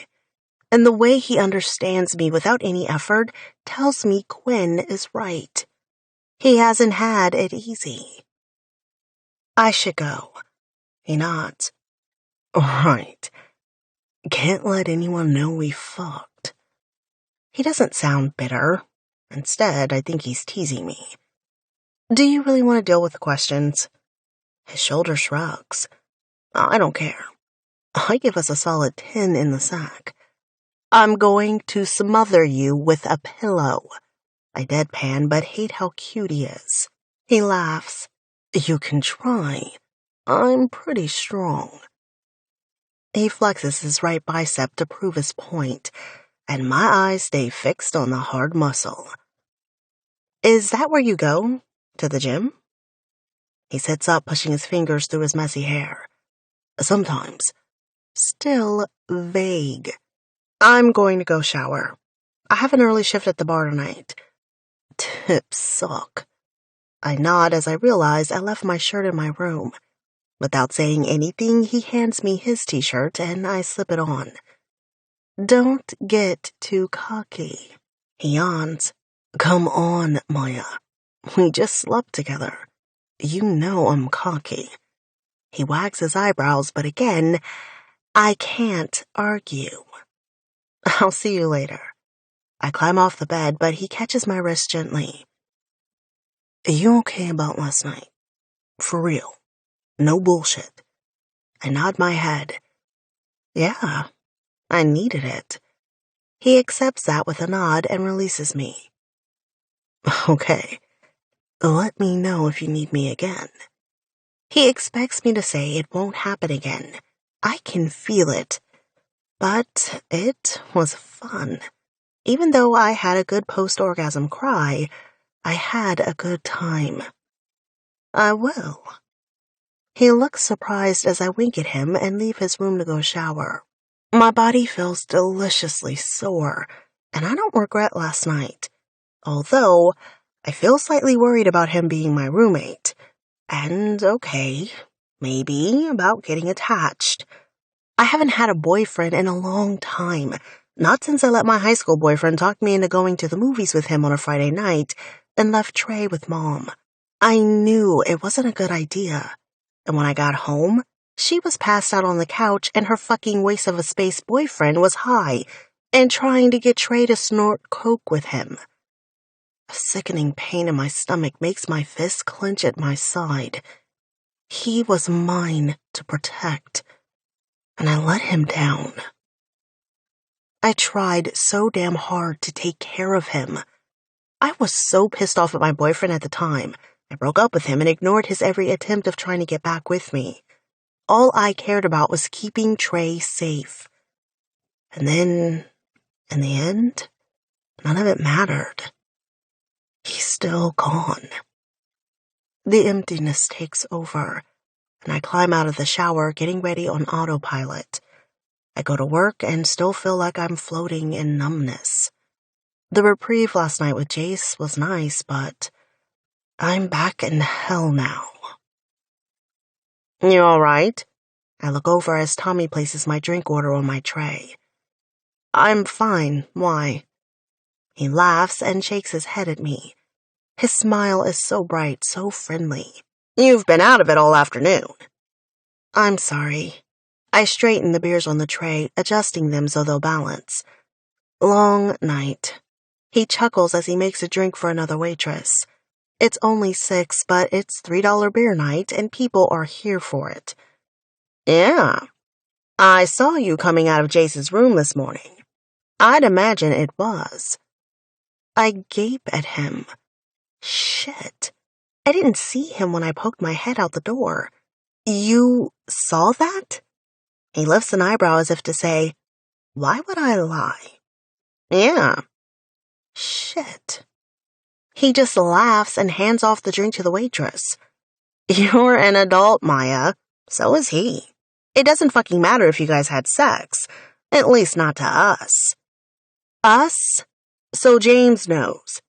Again, he shoots me a glance and I wave him off. Of course he does. No secrets with us. That's the rule, but it doesn't matter. I just don't want everyone talking about it. Why? Was it bad? He fake cringes and I roll my eyes, laughing. No, it wasn't bad. I just don't like the idea of everyone knowing. A loud woman pushes her way to the bar and plops down, ordering a drink from Tommy loudly. He busies himself making it, but still focuses on me. Look, as long as you both are okay with your choices, it doesn't matter. Enjoy. And if I hurt him? His eyes darken, and I can't stop the smile from spreading on my face because he obviously cares about Jace. Don't. What if I can't help it? Everything I touch turns to shit. He shakes his head, handing the woman her drink and accepting her 50-cent tip with a smile. Jace is strong. You said you're worried about him getting hurt. I am. I don't want to see any of my friends getting hurt. You included. He sighs. But he's a big boy. You tell him you don't want a relationship, that you're leaving as soon as you can, and he still fucks you. Then it's just as much on him. I nod my head knowing that sounds logical, but in the back of my mind, I'm more afraid about myself. And I think Tommy knows it. What if I get attached? My question is a quiet whisper that makes him smile at me sadly. Worse things have happened. It's not an option for me. I have to remind myself of that. I cannot fall for him. Chapter 12. Maya. When I get home from work, all I can think about is Jace. Jace's body, Jace's smile, Jace's cock, his tongue. It's annoying. I can't stop it. I just want another taste. More moments of euphoria where I'm not thinking about loss and grief. Tommy's right. He's a big boy, and I don't believe he's simple. He knows what he wants. He can handle a physical relationship. I've told him I'm leaving. He worked close to the same hours as me today, so he should be home. I walk to his room. The loft is quiet, and I peek into his room, seeing it's empty. I decide to wait for him on his bed, letting him know exactly what I'm here for. Time passes, and it starts to get dark outside. Where the hell is he? And what am I still doing here? Just waiting for a guy to come home and fuck me? I'm losing it. I climb off the bed and walk to the shelf, my fingers drifting over the trophies. He really was a superstar. These aren't participation trophies. They're state and national championships. Why doesn't he want to talk about it? Seems to me he has a lot to be proud of. Maya? Shit. Of course now he comes home. I turn to face him, caught red-handed snooping. Hi. He eyes me with suspicion, but doesn't seem pissed. What's up? I walk toward him and away from the shelf I was just inspecting. Great job, Maya. His lips lift in a cocky grin. You're here for more, huh? I don't want a relationship. He nods his head knowingly and kicks his tennis shoes off, tugging his socks off right after. Okay. I mean it. I can't. He lifts his shirt off, and I'm struck stupid staring at his ab muscles with beautiful ink covering parts of him. Who did your tattoos? He laughs, pushing his jeans down along with his underwear, leaving him in all his naked glory, completely confident and unashamed. Why are you still dressed? I smile, nerves starting to get to me. I liked having sex with him. Okay, I fucking loved it. But the way he held me? I think I liked that even more, which is so incredibly dangerous. That pulls a sexy, hearty laugh from him, and I cross my arms again, consider smothering him with a pillow. He stalks toward me, and I suck in a deep breath. Don't worry. Just let go. I think about his words the first time we had sex, when he told me to let go, and I let my body relax, finding an unimaginable orgasm waiting for me. My body tingles thinking about that. We're both adults. He nods his head, his finger running over the wide collar of my shirt. We are. And I'll admit, after... I watch his throat move as he swallows, worry in his eyes. The other night, I was worried that maybe I took advantage of someone dealing with a crippling grief. I stiffen, and his finger traces my bottom lip. I'm not a victim. His hand cups my face. I know that. You're strong, and I sense that from day one. His eyes are intense. So, again, why are you still dressed? I lean into him, my hand resting on his bare chest as I kiss him, possessing him with my mouth and letting his claim mine in return, both of us struggling for control. I'm the one who lands on the bed, pulling his body on top of mine. I just want him, and before I know it, he's inside me. We both gasp as our mouths tangle, and he presses fully inside me. Fuck. His moan is primal and sexy as hell. I should get a condom. He should. I don't want him to. I'm on birth control, and I'd say the damage is done if you're a dirty fucker. His hand gently tugs my hair so my eyes meet his. I'm clean. Good. I lean up and capture his bottom lip with mine. Because I'd have to kill you. And I kinda like you. His smirk is lazy and effortless as he leans down, nipping on my neck and thrusting deeper, making my hips buck against him, taking every bit of punishment his cock has to offer. My hands grasp his firm ass, my nails digging in as I pull him into me, craving him, unable to get enough. I'm clean too. He didn't ask, but he should know. I feel him smile against my neck as he slams into me, my legs sprawled with him between them. I wonder how anyone could tire of this. But I know I don't have a choice. I don't want to live in a big city. He pulls back, looking down into my eyes. Where are you? I'm here. He shakes his head and pulls out of me, flipping me to my stomach. I instinctively climb onto my hands and knees, moaning when he slides into me, hitting that deep, delicious spot. Oh, God. There you are. Stay with me. I arch my back and bask in his touch as one hand holds my hip and the other ventures between my legs, pinching my clit. A strangled, turned-on cry escapes my mouth as he hits me deep. I kinda hate how well you already know my body. No, you don't. He pinches my clit again as I move against him at his mercy. I feel the orgasm taking hold, and my body writhes with pleasure underneath him. There's no time for reprieve as he continues to move inside me while I come down. His hand finds my nipple and pinches, but not enough to hurt. Jeez. I push back against him as he moves forward, our bodies in sync, and it feels so damn good. Yes. My body tenses again when his cock hits the sweet spot inside and causes my eyes to pinch shut. I'm coming again.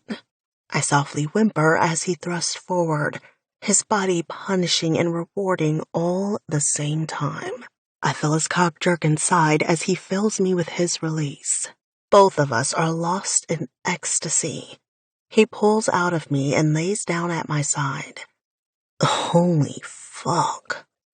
I smile, oddly proud as his chest fills with air and then deflates with his rapid breathing. Yeah. He rolls to his side, propping his head up on his hand. I have somewhere I have to be, but I'll be back soon. I have to ask. Where are you going? I give him a pointed, no bullshit look. For real.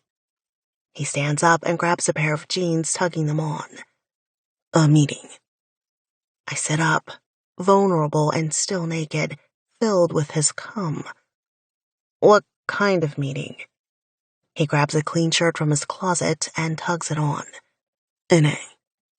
Narcotics? I feel sick. You're a fucking addict? No. He looks completely serious. He could pass a fucking lie detector test right now with how calm he answers me with his lie. You just said you're going to a Narcotics Anonymous meeting. He nods. I am. I go twice a week. He seems defensive. But if I were lying, I guess I would be too. All addicts are fucking liars. A sinking feeling settles in my belly. How could you not tell me that? He raises an eyebrow. He's fucking delusional if he didn't realize this is a big deal. I'm sorry. I didn't know I had to go over every part of my life. You didn't fucking ask. I fold my arms over my chest, infuriated. I didn't realize I needed to ask if you were a goddamn junkie. I saw you drinking alcohol. Are you using again? Did you ever stop? He looks at his phone, making me want to throttle him. Look, I have to go. I can't be late, I'm sorry. We'll talk later. No, we won't. He looks confused and maybe a little hurt, but I don't care. I'm pissed the hell off. He studies me and starts toward me, I think to kiss me goodbye, but I move back away from him. Don't touch me. Are you fucking kidding? No. I stand up looking for my clothes and haphazardly pull them on. This was a huge mistake. Maya, what the fuck? I hear him, but I'm already out of his room and heading toward mine. How could he not tell me? How could I not have known that? Chapter 13. Jace. I have no idea what the fuck just happened. I fucked Maya bare, and then she flipped her shit. I mean, maybe I should have grabbed a condom. Maybe it freaked her out, considering we only met a week ago. But I thought we had a connection. It unnerved me when I saw her staring at my trophies. But once I realized why she was really there, I couldn't have been happier. I wanted her so fucking bad. Thinking about her all fucking day. Her tight pussy was wet and ready for me. So fucking inviting. But afterward, Jesus. She looked like she fucking hated me. All because I didn't tell her about attending NA meetings. I did today, a week after meeting her. That's quicker than I've ever let anyone in. Ever. Hey man, I say to Spencer as he approaches the old church where they hold meetings. He looks like shit. Run down and way too fucking tired for 17. Hey, he grunts. You okay? No, but I'm here. I smile and wrap an arm around his shoulder and walk inside with him. That's good. I'm still pissed and confused about earlier with Maya, but I'm relieved as fuck to see the kid. I've been his sponsor for a year now, since he was 16 and drove straight into oncoming traffic in his brand new Mustang. Somehow he only managed to plow into a street sign and not another car, but he still did some fucking damage. After the fancy rehab his wealthy father sent him to, he wound up in the same meeting as me. I have nothing in common with the kid. Well, except reckless behavior, but I mean upbringing.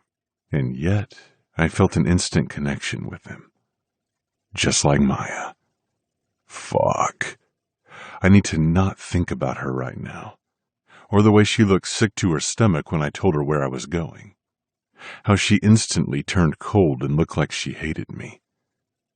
Tell me what's up. I keep my voice quiet, leaning into Spence. Nothing. Just fucking numb. I hate the vacant look on his face. Nah, that's what the pills do. At least they felt good. Until they didn't. I shoot back, but he doesn't look at me. He just stares straight ahead, looking at the podium as people crowd in. I can't handle this shit.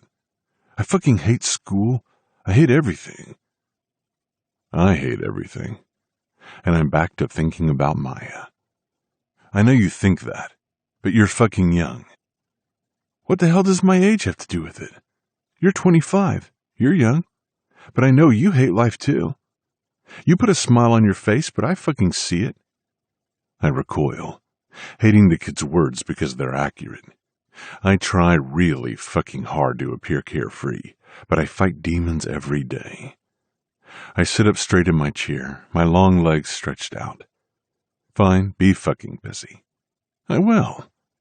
Broody motherfucker.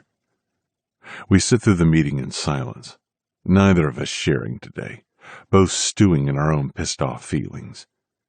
I'm supposed to be the mature one, though, the one he can talk to about anything, the shoulder to lean on.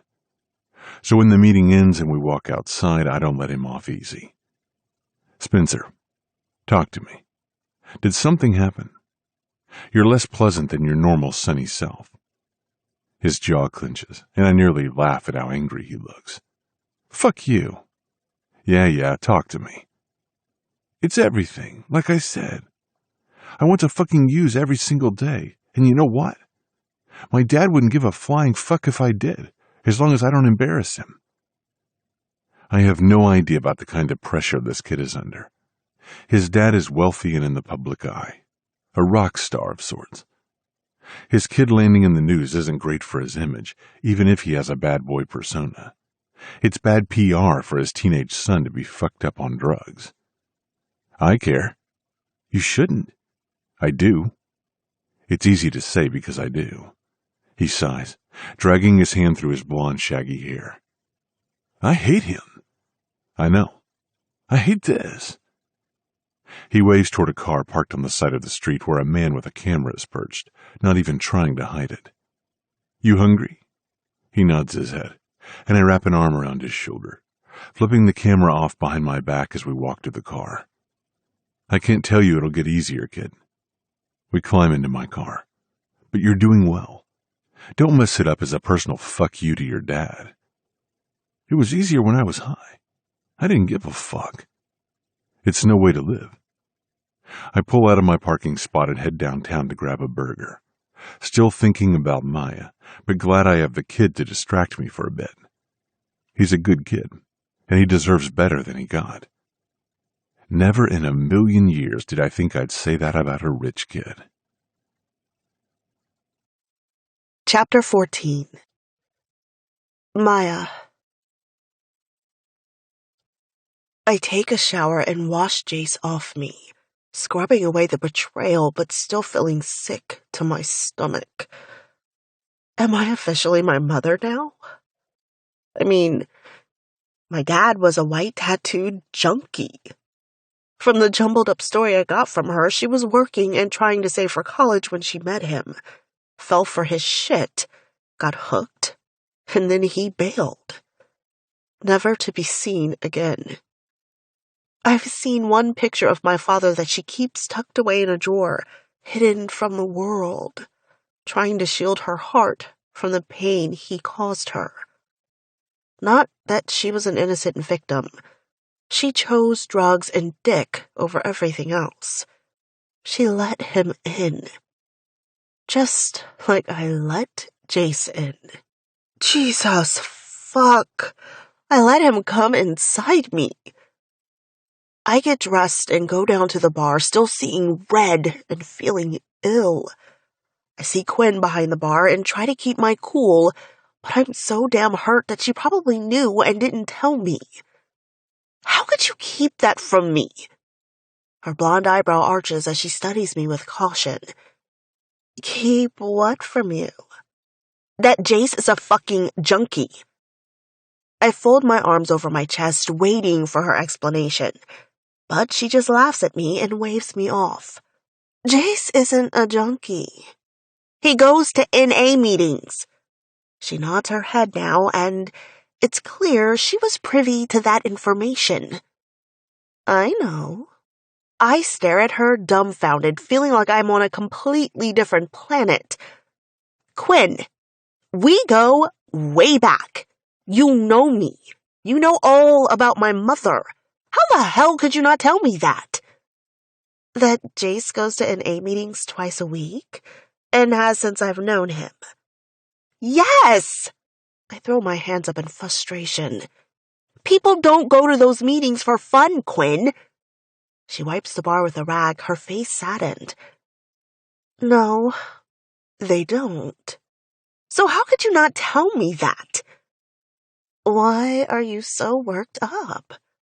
She studies me again with guarded caution because, yeah, I'm sure I seem a little unhinged right now.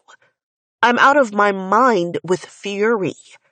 Because I fucked him! She looks at me with surprise, but no judgment. Well, who the hell told you to do that? She's almost laughing, and I could scream.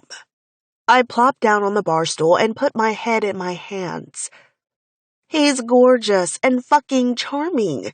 So charming. I lift my eyes to meet hers, and she doesn't argue. I mean, I just thought he was safe. He is safe. He's a good guy, Maya. He's an addict, Quinn. She lifts a shoulder, gnawing on her bottom lip. Maybe he is, maybe he isn't. But he is a good man. We wouldn't be friends with him. Hell, Logan wouldn't employ him if he wasn't. But he is. He's proven himself. I shake my head and drop my hands to the bar. I can't believe you didn't tell me. Well, I didn't tell you to sleep with him. And, maybe some get-to-know-you questions would have been a good idea before falling into bed. She shrugs her shoulders. But whatever. What's done is done. I let him inside me. She looks sympathetic. That's always a risk. Did he tell you anything about it? No. Just that he was going to a meeting, like it was no big deal. She seems to think that over and then places her hand over mine. Talk to him. Let him tell you about what happened. I don't want to hear it. You should. I'm leaving, Quinn. My eyes level with hers. As soon as I can. She nods her head, taking that in and holding her head high. I've known you for a long time. I've never put you in danger. Ever. Jace is not bad. I know what your mother was like. He's not that. Addicts are liars. Trust me. She implores me to listen with her gaze. I nod my head, conceding and standing up as I take a big breath. Okay. She walks out from behind the bar and gives me a hug, which I lean into, grateful for the comfort. When I go back upstairs, I go straight to my room and wait. An hour later, I hear Jace's booming voice talking to Finn in the hall before walking into his room. The door closes and I take several deep breaths. I should just let it go. I should go on with my plan to stay invisible, stay away from everyone, work and save. But Quinn's eyes flash in my mind and I think about how sincere she looked. I wait a few more minutes and then go to his door, knocking lightly. He opens the door, a curious look on his handsome face, not flirty like he was earlier, instead, almost cold. What? Okay, so that's how it's going to be.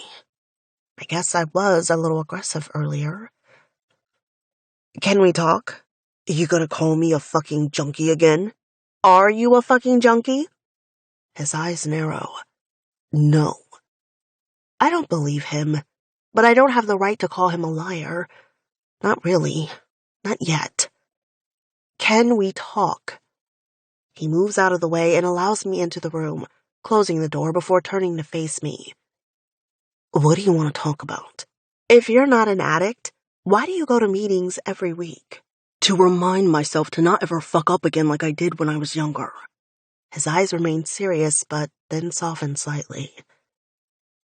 And to go with a kid I sponsor who really, really needs help right now. Don't fall for it, Maya.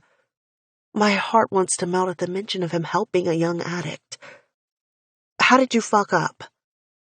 He moves past me and lies on his bed, one arm tucked under his head. Don't worry about it, Maya. I am worried about it. I'm confused. I point to my chest, pleading with him to tell me what the hell is going on. You say you're not an addict, but you're a sponsor and you go to meetings.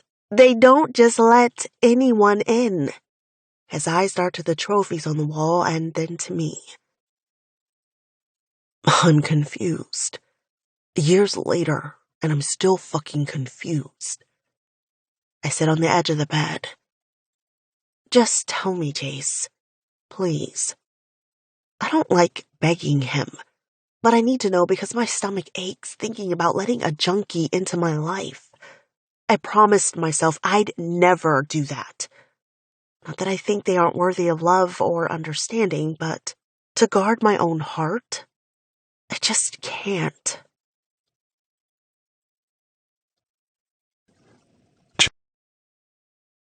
Jace. I look at Maya as she sits on the edge of my bed, pleading with me to tell her everything. I'm worn out from the day and from life in general. I don't want to rehash this shit. But the way she's looking at me right now, it's like I can't resist. I had a happy childhood until I was 8. She watches me, her eyes less judgmental and cold than they were earlier today, so I continue. My dad was a fireman, my goddamn hero. And then he died. I see her visibly gulp, but she stays silent. I'll never forget my aunt picking me up from school that day. They pulled me out of class. I hadn't seen her for a while because she lived in Oklahoma, but she picked me up and told me what happened, that my dad died in a fire. That's awful. I nod, trying not to let myself go fully back to that day. The memory is too painful. My mom lost it. He was the love of her life. They were childhood sweethearts. She tried. I think about my mom, zombie-like, sitting on the couch and staring at the wall for hours. I think about my mom, zombie-like, sitting on the couch and staring at the wall for hours. I try to shake that thought away. Everyone said I just needed to give her time. But time didn't help her. It was like she wanted to die with him. I had to remind her to eat. Jesus, Chase. That's terrible. No one ever knows what to say when they hear this part, and her voice is quiet. Yeah, it was. She lost herself the day he died. She wasn't really my mom anymore. I was angry, but my life went on. I found football and threw myself into it. My eyes drift to all the trophies on the wall and then back to Maya. Finn and I played football together, and he was right there through it all. I was okay. What happened? She sounds almost afraid to ask. The town built me up like some fucking football god, and I let it get in my head. I thought I was the shit. Now she looks over at the trophies. I'd say you were. I smile sadly, unable to look at them again. Instead, I focus on Maya's beautiful face. I was good. And I was. State and national championships don't lie. I thought maybe I could go pro, that somehow that would pull my mom out of it. Her voice is a caress, a soft whisper from the end of my bed. Jace, what happened? My senior year of high school, the first fucking game of the season. I look away from her toward the door. I ended up in a pile of players, on the bottom of the pile with my knee bent all the way back. She looks pained for me. The hope was that it was just twisted, maybe torn, but the fucker was broken and bad. She doesn't say anything still. I had a couple of surgeries, but it was over. The games went on without me, and I never fully recovered from it. I still fucking limp sometimes. I haven't noticed. I smile at her now, but it fades. The doctor that handled everything for me was a former player. He prescribed OxyContin. I'd never taken anything like that before, but he said it would help. I trusted him and I was in pain. You got addicted. She says it as a statement, as if all the dots are connecting now. I don't know. She looks confused now, maybe a little angry. What do you mean you don't know? I mean I was pissed, so fucking pissed off. I had no one and nothing. I had Finn, but he still got to play, go on with his life, and I resented him for it. I pushed him away, so I really had nothing. I still can't believe the fucker forgave me for that shit. I started partying a lot, and I mean a lot. I have no idea how I got through my senior year, but I did graduate. And graduation night, I popped a couple pills and drank a shit ton. She's watching me nervously now. I drove myself to a party, and I thought I could drive home. She covers her mouth, shaking her head, preparing herself for something horrible. I almost made it, but crashed into the stop sign by my house. Were you hurt? I shake my head.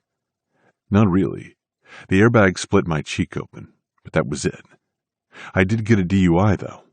It was my first offense, and I was the hometown fallen football hero, so I got a slap on the wrist. Community service. She looks slightly appalled, and she should be. I think back all the time on the what-ifs. What if I'd have killed someone that night? What if they'd have been harder on my first offense? What if I hadn't wound up underneath all those big motherfuckers in that game? None of it matters. Not really. Anyway, I didn't stop. I kept drinking, partying, mixing it all with the pills they kept refilling because I told them I felt pain that I didn't. Her hand falls to her stomach. She looks sick, instinctively knowing there's more to the story, and she's right. On the 4th of July, I went to a party out at the lake, the one they had every year.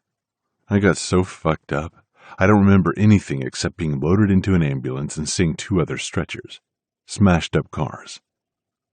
Her eyes flutter closed, and I see a tear fall. It's ripping me apart going through this again and knowing she won't ever look at me the same, but it's my reality. It happened. I broke my arm that time and my good leg. I swallow. And when I got to the hospital and my casts were put on, I was greeted by 2 officers who told me the couple in the other car should be okay, but the girl was in surgery. She just listens to me. The silence in the room is sickening. Turns out, they were in the class below me. Good kids. I probably never noticed them because they were the smart kids. They weren't drinking. They went to see the fireworks. He broke his nose. I still see their crushed car in my mind when I close my eyes and quickly reopen them. She had a pretty bad cut on her side and broke her arm too.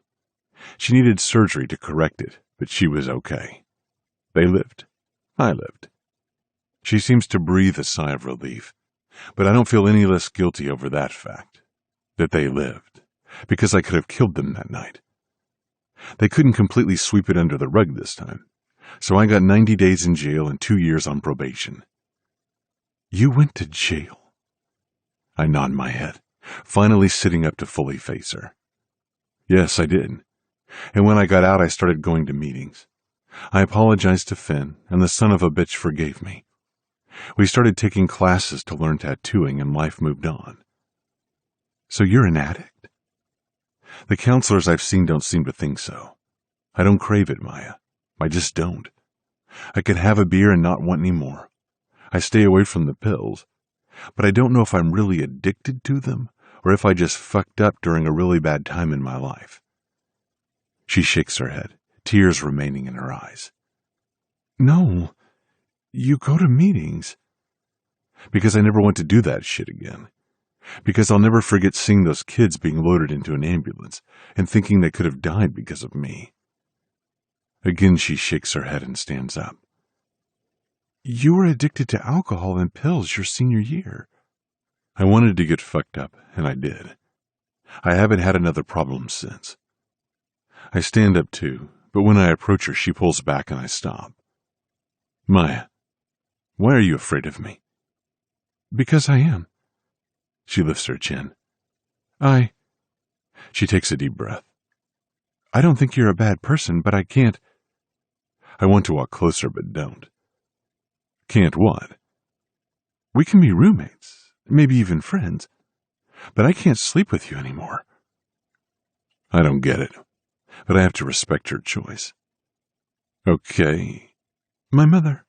She shakes her head, her tearful eyes meeting mine, which fucking gets me. She looks about 2 seconds from losing it, and I know this girl is on the edge. I just can't.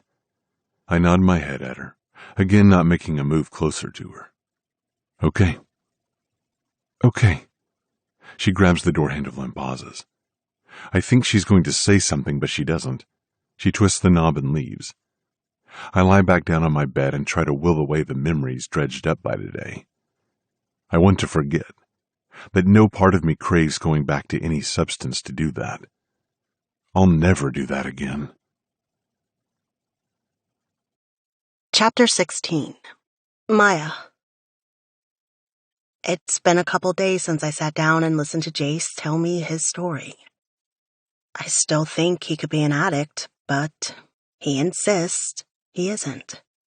I haven't brought it up again. We're roommates, and that's all we need to be. The last thing I want is to turn into my mother, but I do think Jace is a good guy. I think it's admirable that he continues to go to meetings and he's sponsoring a young addict. I just can't be part of that world. I need to distance myself from it as much as I can. Keep my head down and get the hell out of here. Hey! Quinn places a drink in front of me on the bar with a great big grin. So, you talked to Jace? She must know I did with the way she's asking. I nod. I did. Good. And he told you everything? Again, I nod. He did. I still think he could be an addict, but I get why you didn't feel the need to warn me. She smiles. He's a good guy who could have killed someone from his substance abuse. I can't completely let him off the hook. I just can't. She takes a deep breath and then sighs. Yes, which is awful, but he's atoned for his sins, and none of us are totally innocent. I know. So, how did you leave things? No more sex. I'm adamant about that. She nods her head in agreement. But we're roommates. Maybe friends. Good. So, you'll be at Finn's party tomorrow. Finn's party? She busies herself behind the bar now, grabbing more drinks as a crowd of people rush in. There was a concert tonight, and it must have just let out. Yeah, his birthday is tomorrow. It's at the Loft. And Logan and I even got a babysitter. You guys are all fine with Jace drinking. She looks like she's searching for the right words now. Yes, I'm telling you, Maya, he's not an alcoholic. He's really, truly not. I've known him for a long time. I've been around him at parties and here. He never, ever gets out of control. Until he does. He doesn't. She seems so certain, but there's a nagging feeling in my gut. Well, you know him far better than I do. Just go to the party. I think it'll be a lot of fun. I nod my head and pick up the drinks to deliver them. When I get back, I see Jace and Finn sitting at the bar. There's my favorite waitress, Finn exclaims, and I shake my head at him. You guys don't have to work? I just got off, Jace says, picking up the beer Quinn just placed in front of him. But he hesitates as he brings it to his lips. He's looking at me, waiting for me to say something. I don't. He's a grown man. If he thinks he can handle it, and all of his closest friends think he can, then that's up to him. He finishes lifting it to his lips and takes a drink.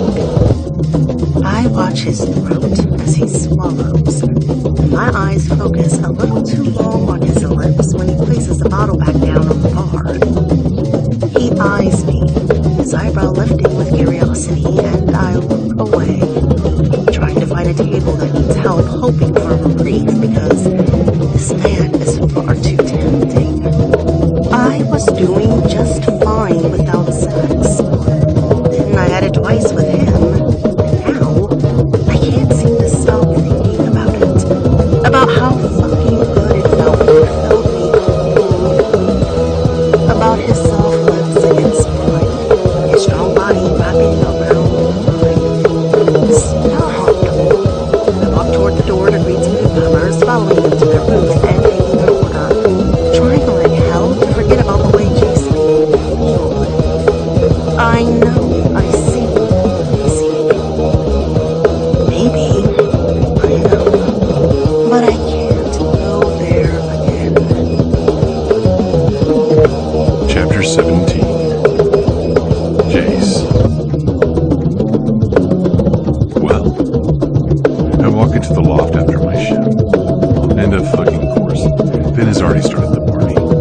Logan and Quinn closed down for the night just for this asshole's birthday. I grin at him. What? He punches me in the arm. A full bottle of tequila in his hand, and people crammed into our apartment. Happy birthday. I shake my head. It's not my birthday.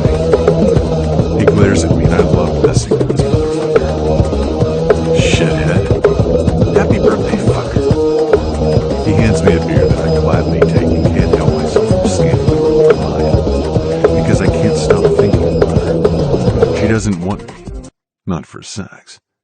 She says she wants friendship, but we haven't really talked since I told her about all my bullshit. I don't get it. I'm really not an addict, although I still go to meetings to make damn sure I'm not. But she looked almost repulsed by me. I zoned in on her, standing by the large window overlooking the street, talking to Quinn. I can't take my eyes off her. Dude, are you going to spend the whole night staring at our hot new roommate? I still haven't told Finn about anything that's happened between Maya and me. Why? I'm not entirely sure. I'm not. You are. He takes a swig out of the massive vodka bottle in his hand and offers me a drink. I shake my head, but take it from him, placing it on the table. I'm not. Are.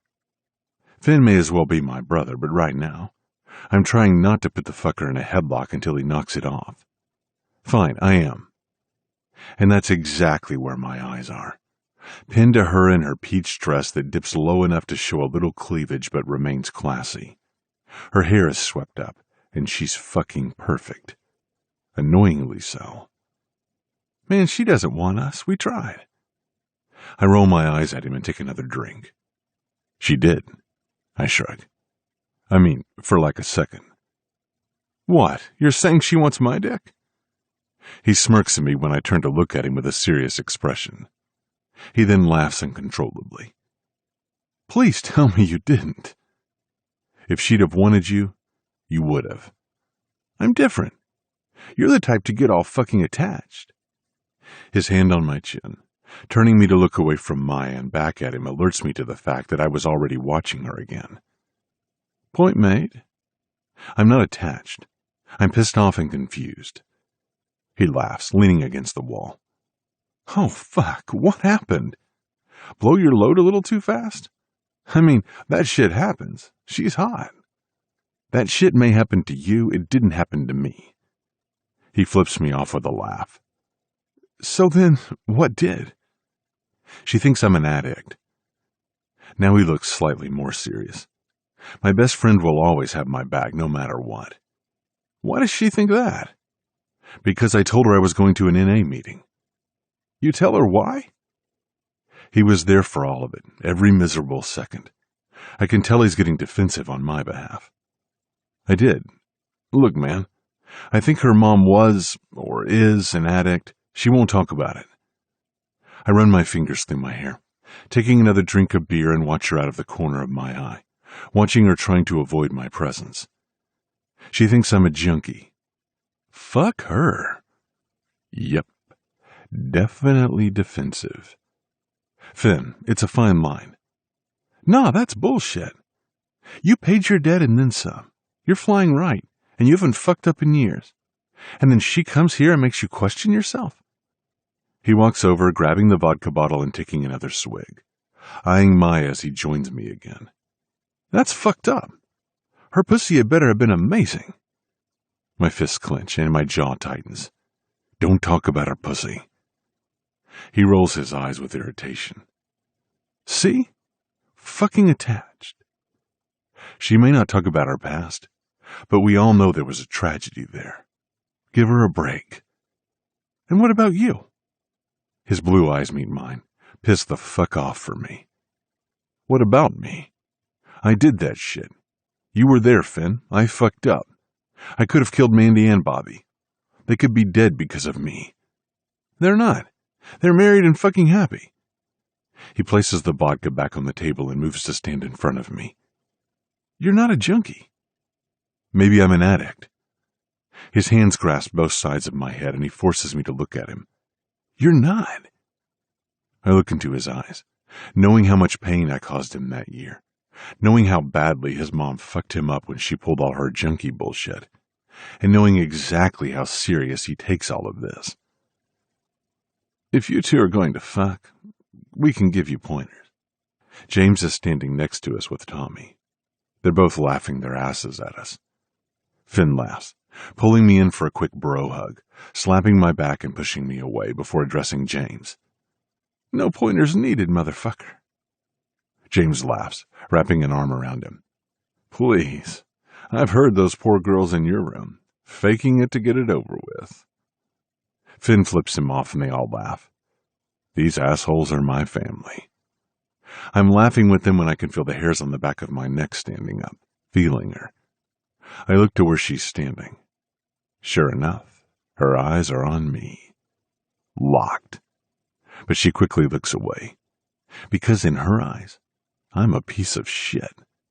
One she can't trust. I put my beer down, tell Finn happy birthday, and head to bed. Just me and my fucking demons tonight. Chapter 18. Maya.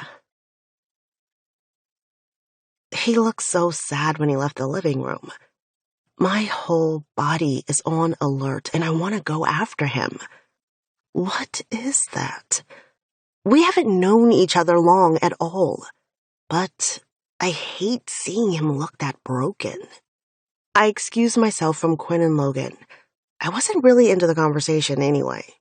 I was busy watching Jace. I decide to give up and just head to my room, but Finn blocks me. I smell alcohol on his breath, but he doesn't seem all that drunk. Maya, where are you going? He does, however, seem awfully pissed off. To bed? Yours or Jace's? Oh my God. Jace told him about us? I guess I shouldn't be all that surprised. I told Quinn. I cross my arms in a defensive pose. Mine. Good. Keep it that way. What the hell is going on? Finn has been nothing but fun and flirty since I got here. But now he seems to be letting his dark side out as he glares at me. Excuse me? You heard me. You called him a fucking junkie? You all think he's not an addict, but he told me what happened. Sounds like he sure lost control and was at the mercy of alcohol and pills. You don't know shit. His eyes are glued to mine, offering no escape. He told me his story. He also told me he goes to a meeting every week. Because he's that fucking good. There's no one like Jace. No one. He went through some serious shit. And yeah, he fucked up, but owned it. How many people do you know like that? He doesn't have to go to those meetings, but he does. He doesn't have to sponsor that little dickhead, but he fucking does. He could have served his time and said, fuck it. But he didn't. Finn clearly cares a whole hell of a lot about Jace. But that could be his biggest problem. Addicts are master manipulators, and often it's the people closest to them who are the most blind to their addiction. I know addicts, Finn. So do I. The way he says it, punctuating each word with intensity, and the way his eyes never waver from mine, making sure I get it, sends the message clearly to me. He was close to an addict. Yeah? So then you know. I do. I know Jace is not a fucking addict. He was a pissed-off teenager, mad at the fucking world because his dad, who was incredible, died. His mom became a zombie-like shell of herself. He thought football was his way out of that hell. And then fate came for him. He was pissed, and he used the wrong things to cope. Isn't that every single addict ever? I should have more sympathy. Maybe I do, but it's clouded by hatred for my mother. She let us down because she chose that life. We didn't have a choice, but she did, and I will always hate her for that. No, he's not a fucking addict. I promise you that. He goes to meetings because he feels fucking guilty for that 1 year of his life. His large body crowds mine. I don't think he would hurt me, but honestly, I don't know him. Still, the room is crowded. Surely no one would let him hurt me. Look, I didn't say I hate him and want nothing to do with him. I lower my voice, feeling slightly weird about the next thing I know I need to say. But he already knows I slept with Jace. I just can't have sex with him. Right, because he's not fucking good enough to fuck you. His hand moves forward as he grasps a piece of my hair that fell out of my ponytail. He lets it slide through his finger and thumb, snarling at me. You can't let him between your legs again because now you know he goes to NA meetings. I bat his hand away furiously. I don't want him inside my body because I don't want to fall for an addict. I emphasize the word addict, and I watch his eyes flash with anger. He's not a fucking addict. I know addicts, and so does Jace. He leans in closer, his lips curled in anger and his handsome face contorted with fury. He was there when we had to drag my mom home in the middle of the fucking night from the bar when we were 12, right through Main Street to my house because she could barely fucking walk, and the bar was closed. I close my eyes, pained from the image, but he doesn't stop. He was there when we came home from a grueling football practice, dirty and sweaty, and Mom was passed the fuck out on the couch. My two little sisters trying to wake her up when she had a needle hanging from her arm and all kinds of drug shit laying around everywhere. Thank God the girls knew not to touch Mommy's stuff. Stop, I choke out, hating the similarities between Finn's mother and my own. Or how about the time I came home to some motherfucker on top of my 10-year-old sister trying to pull her pants off? Stop, Finn. I'm pleading with him, unable to take it anymore. A rogue tear escaping me. I wrap my arms around my waist and fight the sobs. Why do people like that have kids? Because they're too fucking high to remember birth control.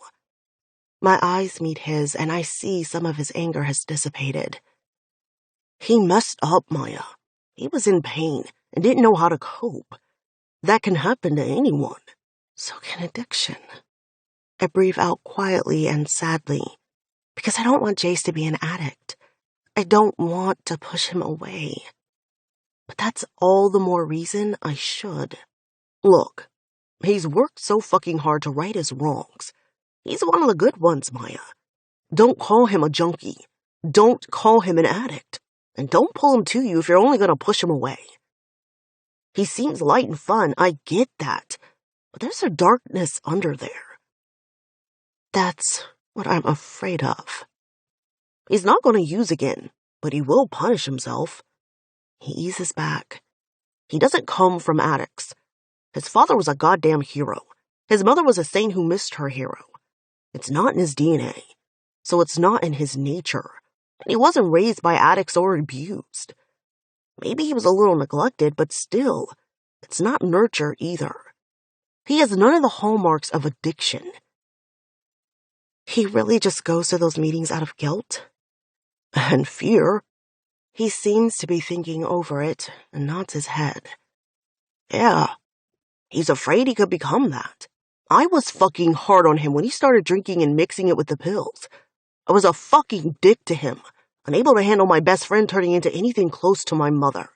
But you got over it? He nods his head, his fingers brushing over his chin.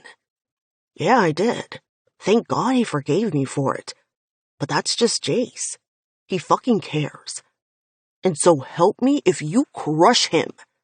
I don't let him finish. I won't be here long enough to crush him. You did, the second you looked at him like he was a junkie. He leans into my ear. Fix it. He pushes away and leaves, heading toward a pack of wasted girls. I turn on my heels, stopping outside of my bedroom door, but looking at his.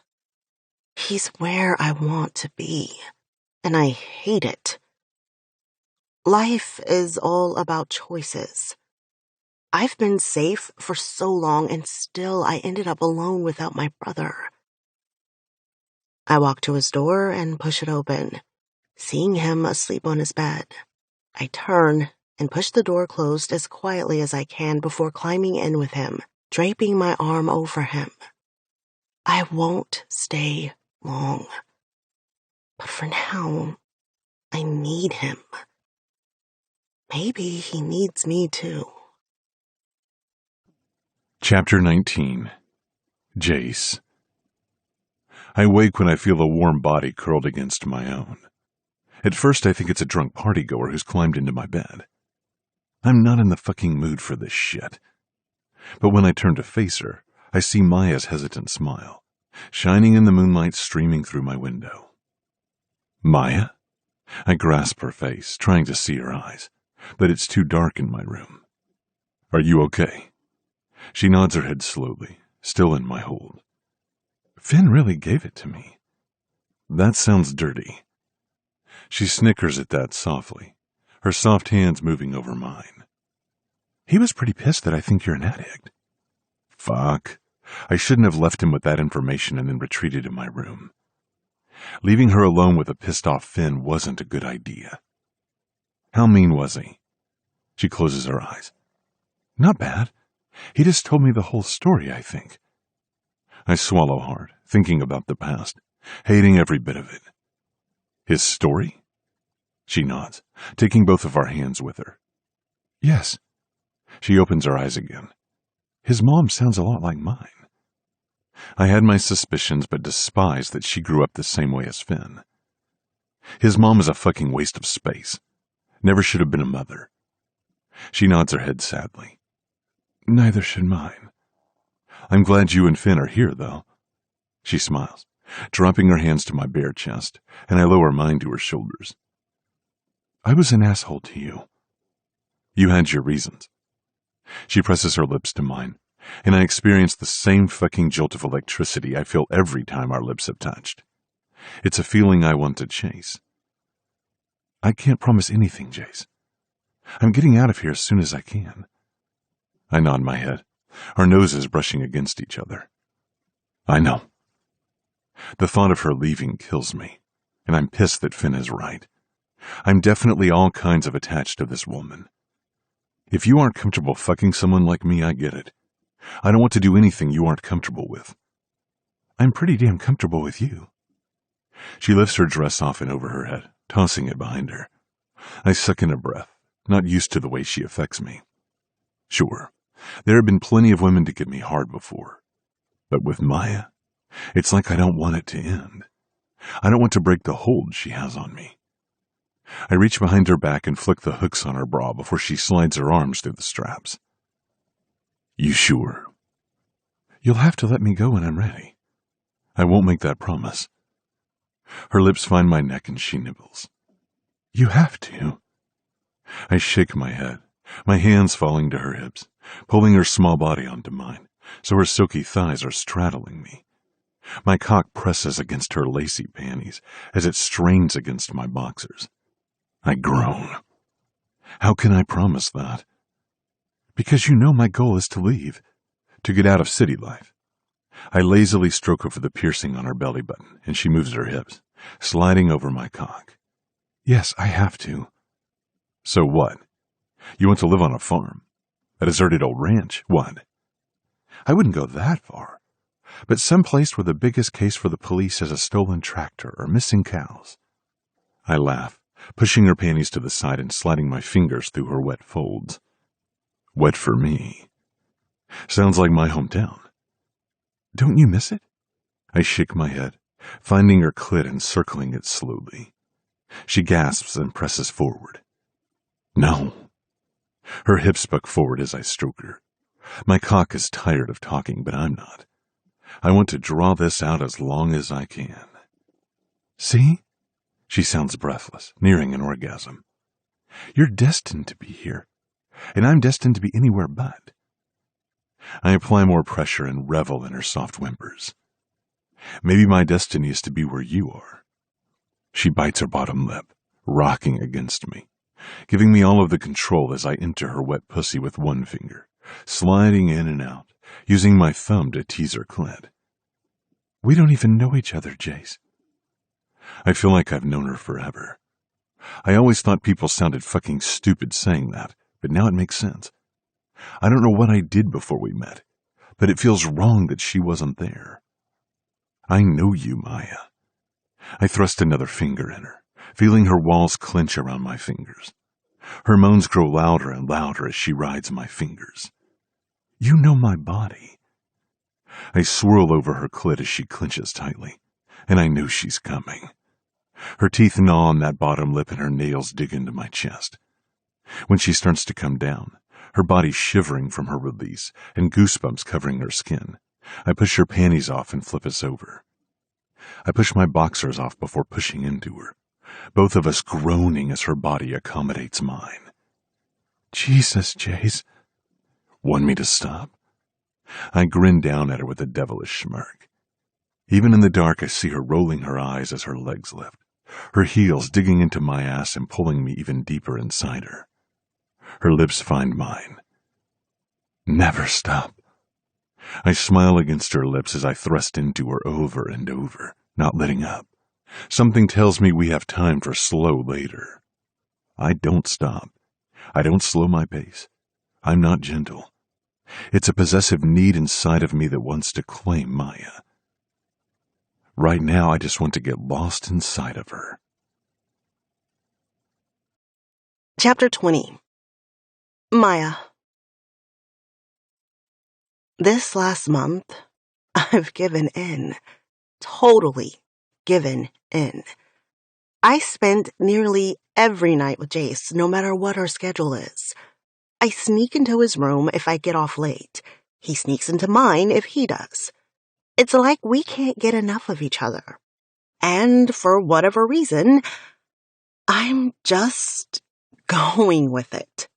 In my old life, when I could find time to read books, I'd roll my eyes at the insta-love thing. Man sees a woman across the room and must have her kind of bullshit. But now, here I fucking am. I can't stop thinking about him.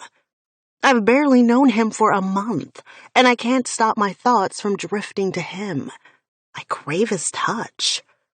In the back of my mind, I know it's just a distraction. It keeps me from thinking too hard about the past, about painful, haunting memories. But when I'm lying in his arms, and we're both satiated and our breathing steadies, it feels real. The roommates all know, and surprisingly, they don't give us that much of a hard time. It's a rare night when we're all home. Apparently, one Sunday a month. Logan and Quinn close both the shop and the bar. It's nice. All 5 of us huddled around the TV in the living room, popcorn in our laps. Well, my ass is on Jace's lap, but we share my bowl of popcorn. I hate how familiar this feels. How easy it all is. I've never had easy in my life, and I'm just waiting for it all to be smashed to pieces. Because I know it will. The fucking news? Really? Finn whines. It's good to keep up with current events, Finn. James, who's holding the remote, shoots back. Not when it's fucking depressing. Jace argues, his big arm around me, holding my body to him. A story flashes, the red ribbon alerting us to breaking news. The headline reads, Slain Child.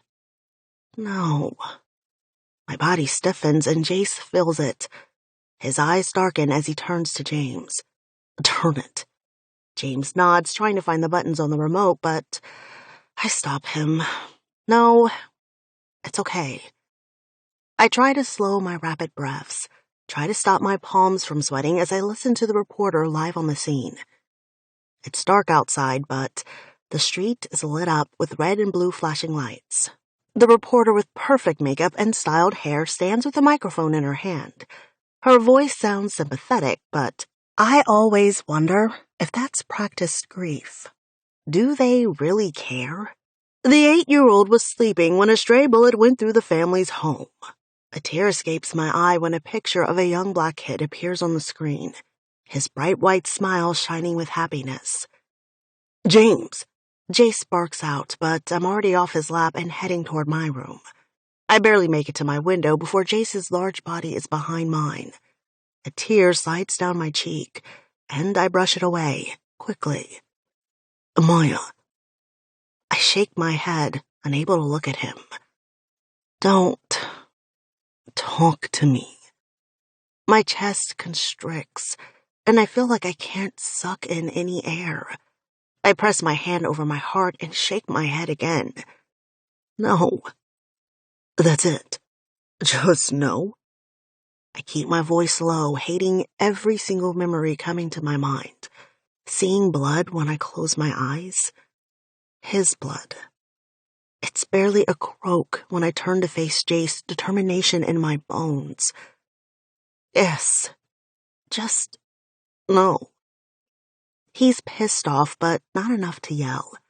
I know his anger comes from how damn much he cares about me, which will undoubtedly be his downfall. This beautiful, caring man. Maya, I want to help you. You can't help me. Not if you won't let me in. I fold my arms over my stomach that's aching. I've let you in. Your body. I quirk an eyebrow and he huffs, which is great, but I want more. I told you not to get attached to me. That's not what this is. I drop my arms and square my shoulders. You know what this is. Right. Just fucking, he growls.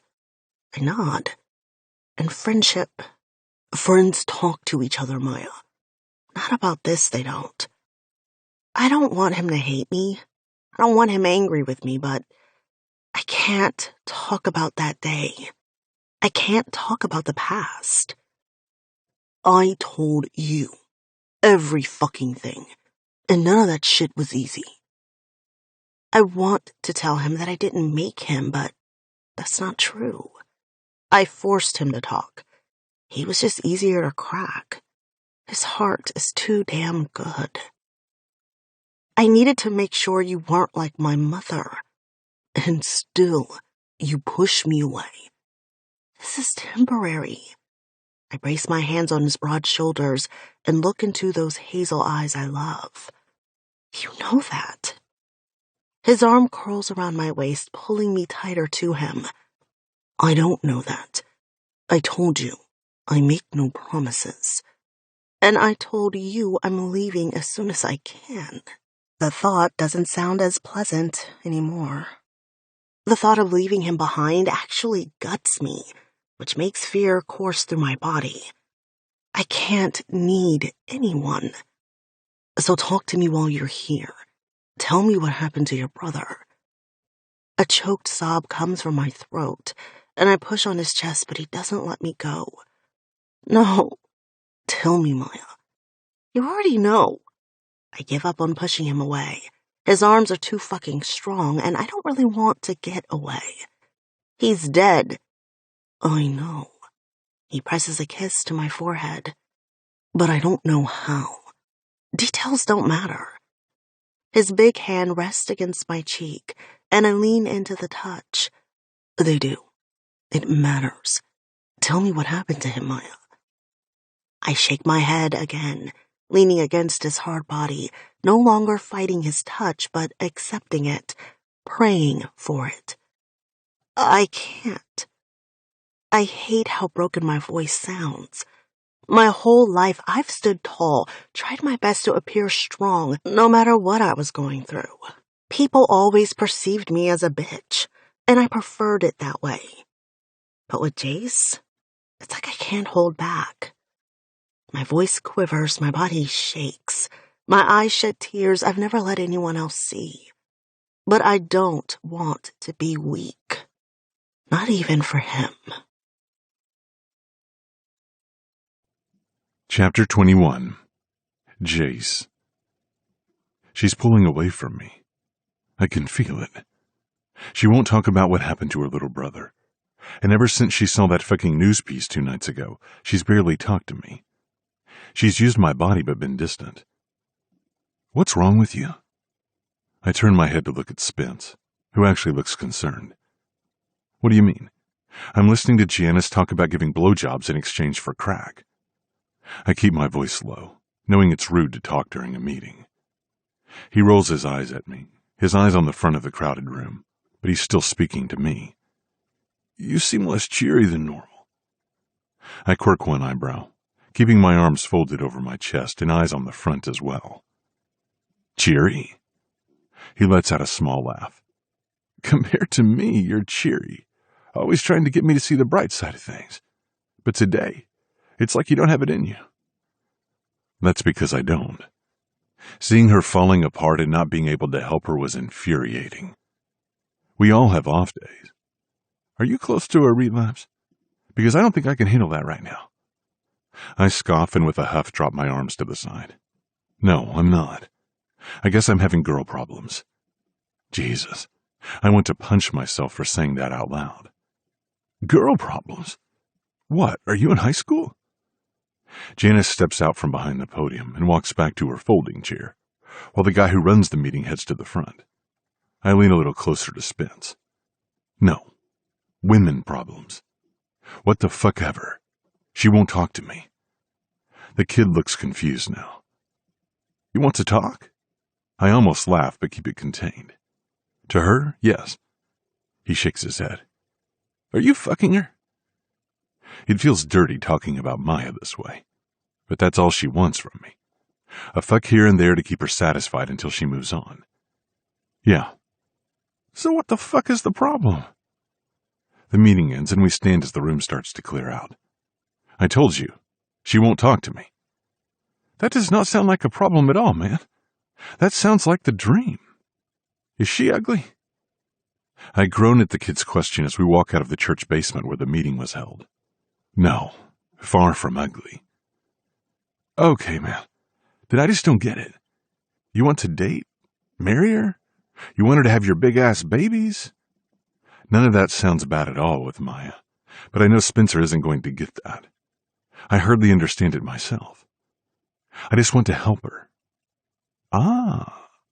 He strides toward his car, flashing his middle finger at a photographer who's pointing his camera at him while hiding behind a tree. I walk with him while he acts like he now understands. So you want to fix her? Now that makes sense. What the fuck are you talking about? He laughs and hits the unlock button on his car. You like to fix things. So this girl is broken?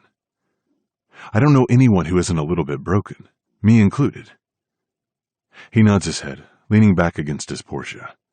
Exactly. You think you're full of all this wisdom and shit. But I have you figured out, Jace. The way you fix yourself is you focus on others. There's nothing wrong with wanting to help. No, there's not. But it was freaking me out, hearing you all attached and shit. Now at least it makes a little sense. Fucking Spence. He sounds like Finn now. Look, asshole. I've had girlfriends before. I'm not strictly casual. That I definitely don't get. He runs his fingers through his hair and I laugh. You're young. So are you. Far too young to be hooked on one pussy. Let's talk about you. I lean against his fancy car, standing next to him. Now he groans. No. I laugh. Still have daddy issues? He wants me to move away. Somewhere less populated. I think if he could convince a nice Amish family to take me in, he fucking would. Anything to keep me out of his hair. An image of this spoiled kid, who's used to getting the newest iPhone before it's available to regular people, and eating with a silver spoon every night, dressed in all black with no technology comes to mind, and it's not pretty. Still, I laugh. Now that would be fun. He'd fucking do it. You'll be an adult soon, kid. It doesn't matter. If I want him to pay for college, I have to do what he wants. Stay sober. Be perfect. I feel his sadness and hate how miserable this kid is. You want to come over for dinner Friday? With Finn? I laugh, almost forgetting the two don't get along. Like Maya, Finn doesn't have much tolerance for addicts. But the fact that Spencer is a spoiled rich kid makes it even worse. I'll tell him to behave. He shakes his head. Nah, I'd rather get my dick wet. A nice girl from school invited me to a party. I doubt she's that nice. Spence doesn't do nice. Make sure you wrap that dick. Yes, Dad. He mocks as we move away from his door, and he pulls it open. He climbs in but doesn't shut the door yet. Just give her time. Talking isn't everyone's strong suit, but you're really fucking good at wearing people down. I smile and shut the door for him, giving him a nod and wave. He speeds out of the parking spot and I walk to my own car. Maya needs space. It's against everything in me, but I know I need to let her come to me with this one. Chapter 22. Maya. I hate the distance I feel with Jace now. I know it's my fault, but I still despise it. After his body pulls away from mine, both of us coming down from Elise, the distance is even more apparent. He lies on his back next to me, looking up at the ceiling. Chase, my voice is quiet, scared. Yeah. Why are you so nice to me? He laughs softly, rolling to his side, and I see his bright smile in the dark room. Why does everyone think I'm cheery and nice? I roll to my side to face him. I never said cheery. Spencer thinks I am. I smile and let my fingers drift over the stubble on his chin. You're just... I feel sobs bubbling up in my throat, and I try to push them down. You're so good. I'm not good, Maya. I've done some bad shit. But you care. You care so damn much. His hand rests over mine, so large and comforting. He makes me feel so damn safe. I'm cold, and I try to keep people away. Why can't you just use my body and let me go? I see you, Maya. The real you. And you aren't fucking cold. And I'm not fucking nice. I just really... His hand moves from my hand to my mouth, his thumb tracing my bottom lip. Really like you. I smile, a tear sliding down my cheek. I don't want you to like me. Yeah, I got that. His smile only adds to my comfort. But I do. I'm hard to love. He laughs at that. The bastard actually laughs. You're not hard to love in the slightest. Maya, you've just been surrounded by assholes your whole life. I choke on a cry, fighting it. I don't want to cry. I want to stay wrapped in his happiness and warmth. Everyone leaves. His hand drops to my waist, pulling me into him. What do you mean? My dad left before I was born. Quinn, Reese, Sean, and Logan, they all left. My mom was never there even when she was. A warm tear slides down my cheek, but I keep going. Charity. Her name is a sad whisper as I close my eyes and picture her once bright smile. She was my best friend in the world, and she left without saying a word to me. He holds me closer as I start to sob. And then Trey left. I don't want to think about this. The pain is too great. But I force myself to go on when he doesn't ask. He doesn't try to force me to talk. He just holds me. He trusted me. He knew from a young age, like I did, that we couldn't trust Mom. When we'd go to the grocery store, on the rare occasion Mom actually bought food. If the cashier asked if he could have candy, he'd look to me for approval. Not her. Never her. He was always looking to me. His hand slides gently over the bare skin on my hip, calming me. But I continue to cry. You're a good sister. I shake my head. Until I wasn't. He trusted me so damn much, Jace.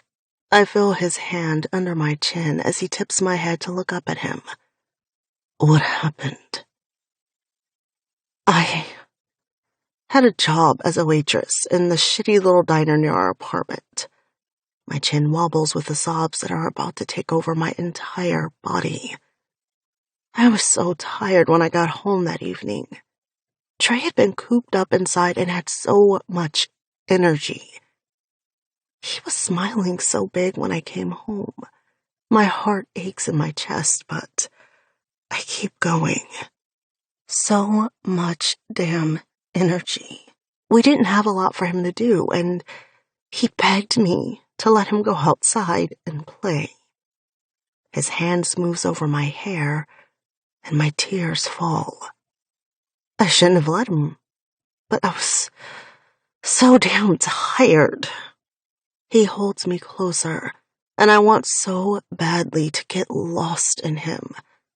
But I'm back at the shitty apartment, a 1-bedroom for 3 people. Brown water coming out of the leaky faucet, the smell of mold and rot. I told him he could go outside for 20 minutes while I stayed on the couch with a book. I let out a strangled cry, thinking about the next moment that I play over and over in my head. I must have fallen asleep, but I was woken up by a loud sound, a bang, and then another. Fuck. His voice is a harsh whisper. I ran outside, but it was too late. Trey was lying there, lifeless, blood seeping from his chest. He was already gone.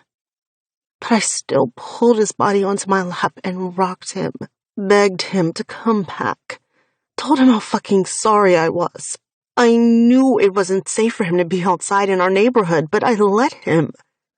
He was a kid, Maya. That wasn't your fault. He should have been able to play outside. But that wasn't our reality, Jace, and I knew that. I just wanted a few minutes to myself to read and rest. Look what it got me. His arms wrap around me as he pulls me flush against him, letting me sob against his chest. Warm. He's so warm and safe. It wasn't your fault, Maya. I cry harder when he says that, and he only holds on to me, taking my pain, wrapping me in warmth and kindness, and all I can offer him is my bitter coldness. What happened afterward? I try to force away the memories, the ambulance and the cops pulling up, them taking him out of my arms, trying to get me to calm down as I wailed into the night. They took him away. And then the media came, fucking flies to the corpses. It was a 60-second murder that year in the city. I rest my hand on his bare chest and feel his heart. That's awful. I nod. The press wanted their story. It was a big one. The community rallying together to prevent violence. Pastors on the screen telling people it needs to stop. Grieving mothers used for ratings, sobbing and telling their stories. I look up at him knowing I sound distant and bitter, because I am. They didn't care. It all fades. Soon there's another crime, another victim, lottery winner, sports team victory. They all move on, and I'm still without my brother. He's careful with his words.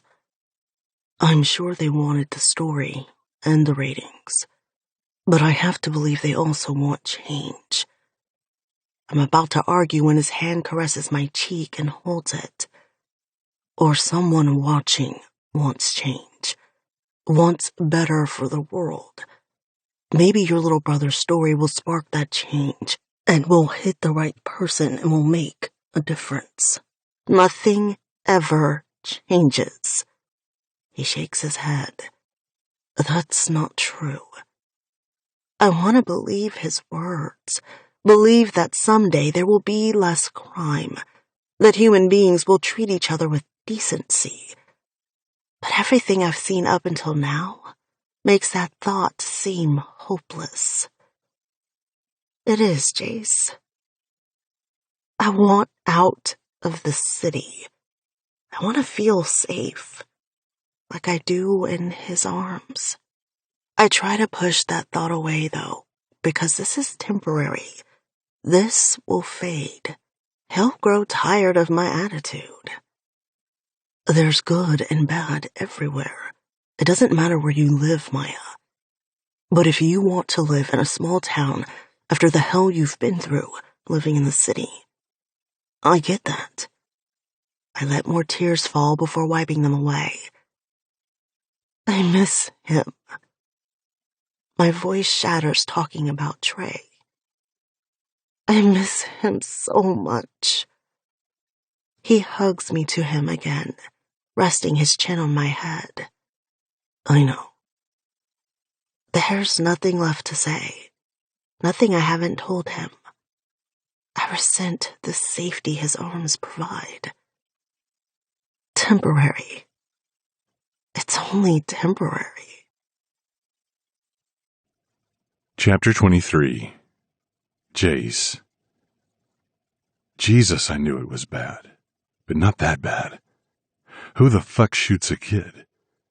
I feel her agony, but I have no idea how to help her, so I just hold her. If I could take away her pain, I would in a heartbeat. Do they know who did it? Her head shakes, and it's still buried in my chest. No, she scoffs, jaded and tired. They're never going to find out. People around where I grew up, they don't talk to the police. They don't rat. Even if for an innocent kid's murder. I feel her tense and think maybe I should just shut up, but her head tips to look up at me. It doesn't matter who the victim is. There's always someone protecting the wicked. I have to believe justice will be served. My dad was a fireman in a small town. He was friends with a lot of cops, a lot of good men who checked in on me and my mom after he died. I have to believe they'd want to solve a murder, but I'm not naive. I've seen the news and have been in Nashville for years. Murderers go unsolved all the time. Corrupt shit happens. I'm sorry, Maya. There's nothing else to say about it. No way to make her feel better. He's gone and she blames herself. You go to meetings because you feel guilty about the wreck? It's a question, but said like a statement because she already knows the answer. Yeah. I think about it all the time. How I could have ruined people's lives. My stomach clenches, thinking about my first thought after the wreck. What my father would think. First responders who knew him were at the scene. He gave his life to save others, and I could have taken innocent lives. Sometimes I think that maybe the guy who killed Trey feels guilty about it. I kiss the top of her head as I think about her statement. How could he not? Her eyes meet mine. Not everyone is as good as you, Jace. Some people are just bad. It had to be an accident, right? I mean, there's no way your brother was an actual target. Maybe they were aiming for someone else or being stupid and reckless. Who knows? But maybe there's enough guilt they'll turn themselves in. I can't let myself hope for that. I've seen it too many times. No one comes forward. We stay quiet. Her head rests against me yet again, and I try to change the subject. Tell me about Charity. I feel her smiling against me before she lifts her head to look at me. She was my best friend since we were tiny. Both born on the shitty side of town to people who should have never had kids. Her smile brightens. Still, she managed to be so carefree, and she had this insanely infectious smile. It's so damn good to see Maya have fond memories when it seemed like they were all dark. She always found a way to be happy, no matter what. I was always the serious one. She just left? Her smile fades now. Yeah, she'd been in a horrible home. She wouldn't talk about it or tell me what happened to her there. She became distant, and then she just disappeared on her 18th birthday. Not even a goodbye. Jesus, her fucking story is heartbreaking. Nothing since? No. I tried to file a missing persons report, but they said she was a runaway. I try to tread lightly. I don't know Charity, and I'm sure it's a sore subject. Do you think she did? If she was living in a bad place, I mean? Her shoulder lifts. I don't know. Maybe. I won't leave. Her eyes meet mine, and I see her swallow when she sees I'm serious. I'm not going anywhere. But I am. I still can't wrap my mind around that. I think I'm hoping she'll change her mind, but even after only knowing Maya for a little while, I know that's unlikely. I couldn't help Charity. I couldn't help Trey. I just want to escape, never get close to anyone again and fail them again. I can't imagine you failing at anything. The world seems to have failed you, And the system did as well, but not you. You're as close to perfect as I can imagine. Her lips brush over mine, and I feel her smile against my lips. I'm not perfect. To me, you are. I didn't expect anything like this. I've dated a few women. I've had one-night stands. But nothing in this world has ever compared to her. Chapter 24. Maya.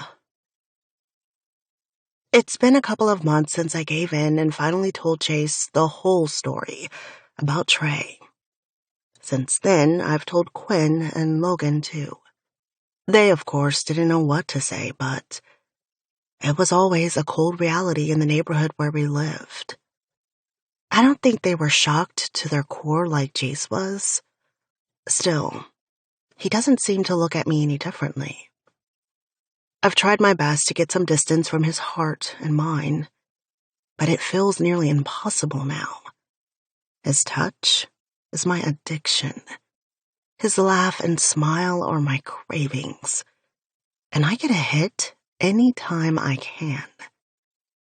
So, why don't you sing anymore?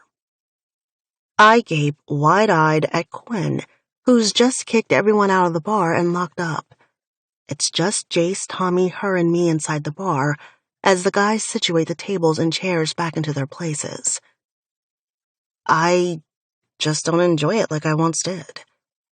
She nods her head sadly, and I sense Tommy and Jace are listening. I'm sorry. I know what that's like, but don't forget how much you once loved it. I loved Quinn's music lessons when I was a kid.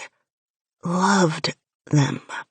It was one of the rare times I would feel like smiling when she'd play her guitar and teach me the notes. New songs. But then I grew up. Had to get jobs to help keep the lights on, take care of Trey, and singing became a useless hobby that went on the back burner. It was just something to do. Her eyes slid to the small stage at the back of the bar. Want to do it now? My whole body feels tense at her offer, and I shake my head quickly before moving to wipe down the sticky tables. Of course Jace heard and is by my side in a second. Wait, you're gorgeous, funny, just enough of a ball-buster to keep me on my toes, and you can sing? I roll my eyes at his over-the-top ridiculousness. No. It was just something I did with Quinn when I didn't want to go home. I shrug my small shoulders, dwarfed by his large presence, and feeling uncomfortable by the subject. Trey liked to hear me sing. His face turns less enthusiastic now, and his voice gets quieter. I bet he'd still like to hear it. Your voice was effortless, Maya. Quinn is hesitant to add. None of them really push people into doing something they don't want to do. But hell if they aren't the most charming people on the planet. I look back at the stage with the single microphone standing in the middle. I love the simplicity of that stage. I toss the rag on the table and look over at Quinn. One song can't hurt, but I'm extremely rusty. She grins at me, already jumping on the stage. Quinn sells out venues all over the country, but she seems incredibly eager to hop on that tiny stage in her bar. Jace gives my arm a simple squeeze, but the gesture is all I need. I walk up on the stage with Quinn as she grabs her acoustic guitar and strums the chords gently, a huge smile forming on her face, one I feel all the way down to my toes. Music has healing properties that nothing else in this world holds.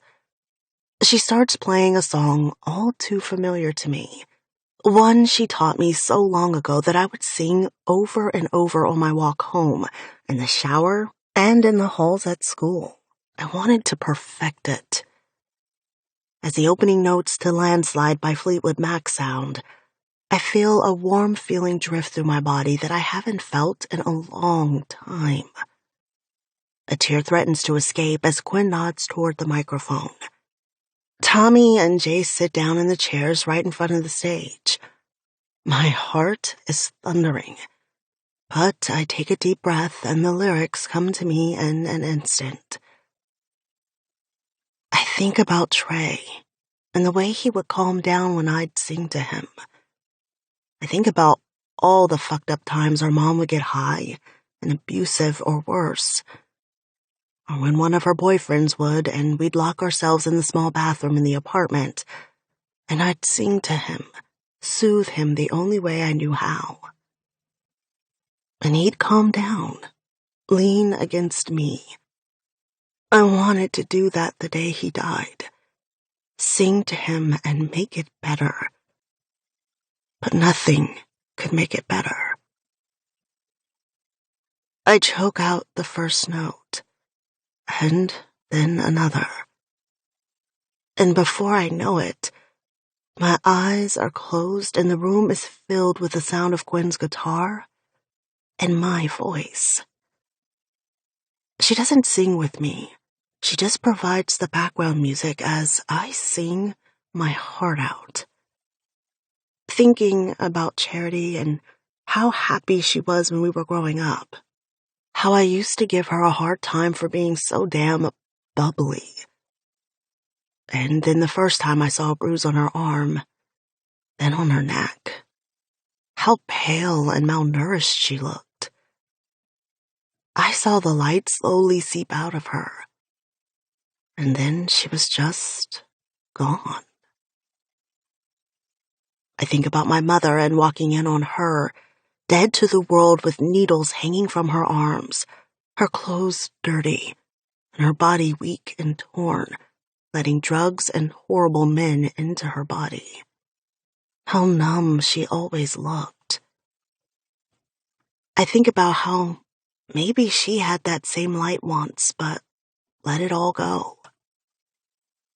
And I just pour every single feeling into every note I sing. I push my vocal cords to expel the hate I have for her, for the person that took my brother away, for whoever hurt Charity. The bitterness I feel toward her for not talking to me. I let the music cleanse my soul with every single beautiful word. And when Quinn stops playing and my final note ends, I open my eyes to lock onto Jace's hazel one. He's watching me like I'm the most beautiful thing he's ever seen.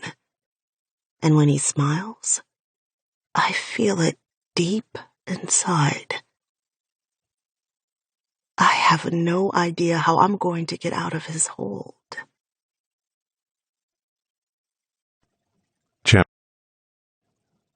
Jace. Her voice. Holy shit. I've never heard anything like it. Sweet and soulful, but full of sultry gravel. Fucking perfect. When she said she used to sing to her little brother, I could understand why the subject of her singing hadn't been brought up. But I can't imagine ever hearing that sound again. I told you. You're fucking perfect. I growl as I drag my lips down Maya's throat. Her small body is currently pressed against the wall in my bedroom. You're insane. I chuckle as I find her lace panties under the skirt of her dress and slide them down her toned legs, kneeling before her. Her hands find my shoulders, her nails digging into the skin as my mouth finds the inside of her thigh. Your voice does crazy things to me. I feel her laugh, but it quickly turns into a gasp when my tongue finds her slit. Already wet for me. I find her clit and circle around it. I fucking love that. She moans softly, her fingers sliding through my hair, pulling me into her. Yes? I press one finger into her, marveling at the way she grips me, and then I slide another in. Her hips buck forward, chasing release. I want nothing more than to give it to her. I watched her on that stage. I listened to every single note she sang. Maybe she doesn't love singing like she used to. I'm certain she isn't looking to be famous, but I heard every bit of emotion she expelled through each note. Every lyric she sang held her anguish. It was like watching someone break free, even if it was only for a moment. And it was a beautiful thing. It's nearly the same as when she comes. She allows something, someone, to take her pain away. I'll be that for her as long as she lets me. Her hands curl into my hair as I lick her, bringing her body closer and closer to pleasure. I laugh against her, causing her to moan. I let my hands slide to her firm ass, pressing my tongue into her. Her hips again buck against me, fucking my tongue, and I groan, my cock aching to be inside her, jealous of my own fucking tongue. I should be bored with you by now, she moans softly, her nails digging into my scalp. I don't want to hear that and decide to punish her clit. Moving my mouth to the bundle of nerves, I suck it into my mouth, causing her to shudder. Fuck, Jace. I move back to a gentler touch, circling with my tongue and then switch back to sucking before nipping gently with my teeth. She lets out a surprised squeak, and I swiftly soothe the ache with small circles. I'm going to come, she moans, her fingernails now in my neck. I don't let up now, licking her clit as she bucks against me, writhing. Her moans harden my dick until I can't fucking take it any longer. She's barely over the orgasm before I stand, lifting her dress off her, mashing my lips against hers. Her hands find the button on my jeans, and she has me naked before we make it to the bed. Her legs part for me, and I thrust inside, unable to get enough of Maya. Her constant reminder that this is temporary only adds to the frantic feeling I have as I slide inside her over and over.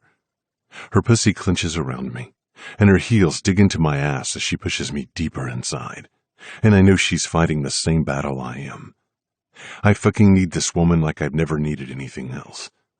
I take her as she gives herself to me. She says this is temporary. I know she believes it, but I'm not letting this girl go. We both lie on my bed on our backs, panting, sweating, and sated. Even at the worst part of my life, I don't feel as out of control as I do when I think about her leaving. Would I even survive it? Please tell me you plan to sing more often. Her body is suddenly racked with laughter as I turn to look at the most beautiful fucking sight I've ever seen. Maya, completely naked, freshly fucked and laughing freely. Well, if you'll fuck me like that every time I do, I suppose I should. I laugh slightly, but become serious and roll to my side.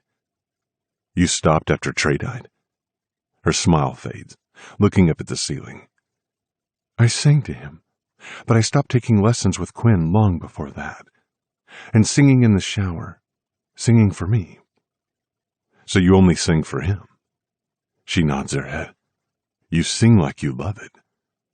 I tuck a piece of hair behind her ear, and she presses my hand to her cheek. I do, but I also hate it. She turns her head to look at me, her cheek resting against my hand. It reminds me too much of my mother's voice. She had a beautiful voice. I know she hates her mother. Seems like she gave you at least one gift then. Don't hide it. She shakes her head. She wanted to be famous. So badly. She craved fame and wanted clubs, begging for someone to pay attention to her. That's how she met my junkie father and became one herself. She never became famous, but she found a new love. That would never happen to you. She sighs softly, her chestnut eyes digging into my soul. I never wanted fame. Never. I love being on a small stage, singing my heart out, but I've never craved being on the big stage. So you'd be happy singing only for me on a small stage forever? I grin, and she brushes her hand over the stubble of my cheek. I think I would. And there it is. Not temporary.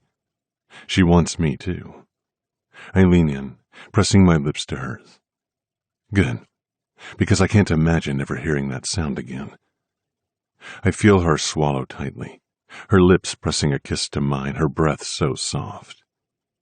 Yeah, I'm pretty sure I could sing to you forever. I kiss her, my body against hers, holding her to me. I'm not letting her go. Chapter 26. Maya. You and Jace together. I look up from my cereal, barely awake, and stare at Finn. What? You heard me. He leans over the counter, still shirtless from sleeping. His hair is messy, and I see claw marks on his shoulders. Is your little friend still in your room, Finn? Does she think you're bringing her breakfast in bed? He offers a wicked grin, looking over his shoulder at the marks. Fucking cat-like claws. He shakes his head. No, I left her place and came back here to sleep. How romantic. So, she'll wake up alone after fucking you, and you want to interrogate me? I'm not fucking your best friend. His eyes narrow. So how about you answer me? I kinda hate Finn. I know he's Jace's best friend. I know Tommy and James love him, and so do Quinn and Logan. But I really kinda fucking hate him. And then again, I don't. I know he went through similar things that I did. We sleep together every night. I'm not asking if you let him between your legs. I know that. I'm asking if you're together. If you're in love with him. My heart squeezes tightly in my chest as I place my spoon in my cereal bowl. Love? Love has only ever brought me pain. I don't want to love anyone. I loved my mother. She broke me. I loved Charity. She fucking left me.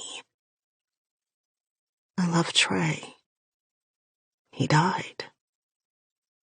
A tear falls from my eye, and I despise that moisture sliding down my cheek, making me seem vulnerable.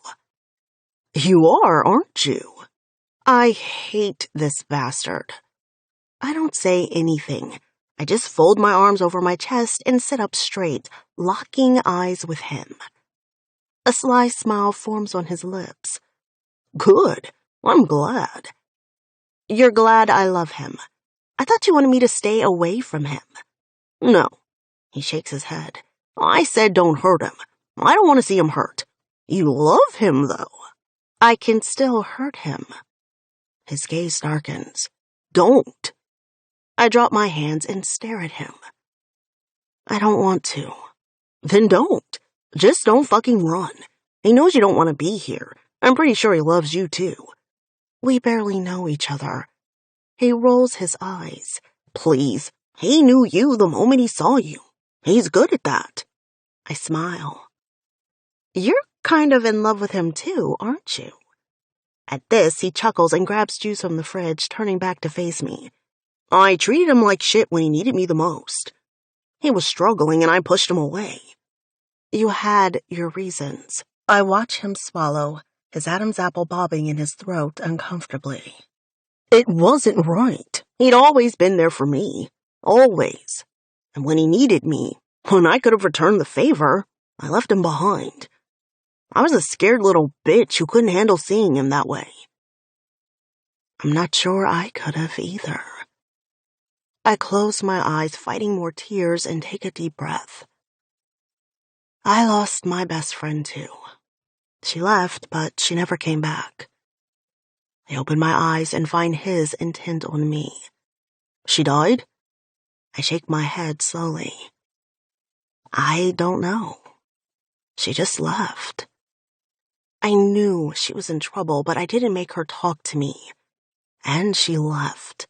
Pain spreads throughout my heart, and it's unbearable to think about Charity. I won't just run away from Jace. I know that pain. He nods, grabbing a glass and pouring juice. I don't trust many people, but I believe you. Don't make me into a chump. Too late. We both turn as Jace walks into the kitchen. He's grinning at Finn. You've been a chump since I've known you. What are you guys talking about? Finn plays it cool, returning the juice back to the fridge. Wouldn't you love to know? He wags his eyebrows and I roll my eyes. But then I see Jace is holding my phone. He places it next to me. You have a missed call. I look at the number and huff, locking my phone and taking a bite of my cereal. I see the men share a look before Jace takes a seat next to me. Not important. It's a Kansas City number. I'm sure it's just a reporter. They probably had another shooting and want to rehash all the old ones. Really pull at the heartstrings. Finn takes a gulp of the orange juice and wipes his mouth. Isn't that good? More press. Maybe they'll find out who killed your brother. I feel Jace's body tense next to me. Shut up, man. Finn has no filter. Something else to hate. But I actually like that more than the constant coddling. It's okay. I can talk about it, but no. Because I don't care. It just adds more weight to their story. Well, maybe it'll lead to more info. Finn leans his elbows on the counter, facing me and Jace. No one is going to talk. No one who actually knows. It's code. A code that protects child murderers? He raises an eyebrow, and I notice Jace's hands forming tight fists. That's fucked up. I don't argue, but I don't want to think about this either. It is what it is. Finn finishes his juice and puts the glass in the sink, looking at Jace. I have the early shift. What about you? Nope. Late shift. They bump fists. Finn gives me a tight nod and then leaves. I slowly take bites of my cereal and feel Jace's gaze on me. I'm sorry. I'm sure that's a shitty thing to think about first thing in the morning. Not the best. I take a bite and turn to him, crunching my cereal.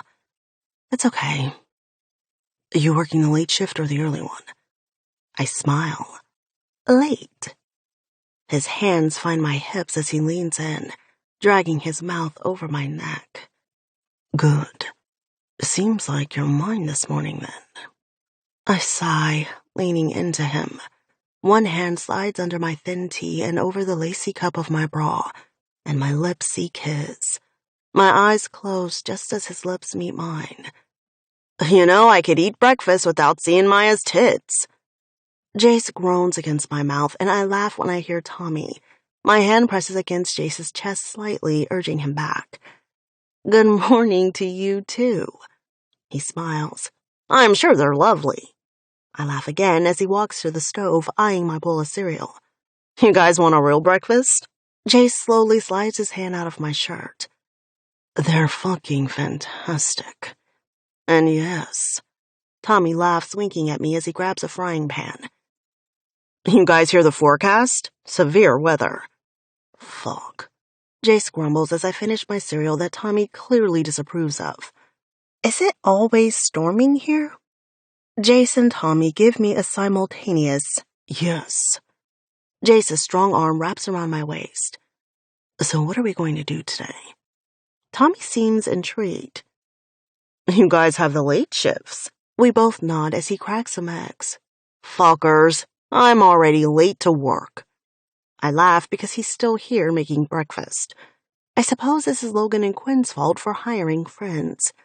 I turn to Jace. I wouldn't mind being shown around town. He looks surprised by that. I haven't wanted to go out since I moved here, always saying how much I hate the big city. It's still true.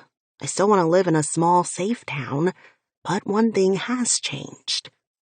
Jace. I don't want to leave him. Chapter 27. Jace. Jesus, is that hail? Maya asks, and I nod just as I'm pelted in the face with icy rain. Yep, come on. We just got back from exploring Nashville and are climbing out of my car. It seems we're just in time, because the pouring rain has turned into hail. When she said she wanted me to show her around today, I thought for sure she was fucking with me. She hates it here. She wants out, but I took it and ran. We went to the Musicians' Hall of Fame, because I was nearly positive she didn't want to go to the Grand Ole Opry, and Lord knows I didn't want to. But the Hall of Fame was badass. Then I took her downtown and out to a nice dinner. It was in the back of my mind that if maybe, just maybe, I could make the city bearable to her, she might stay. God, I want her to stay. Of course, the fucking weather isn't working with me.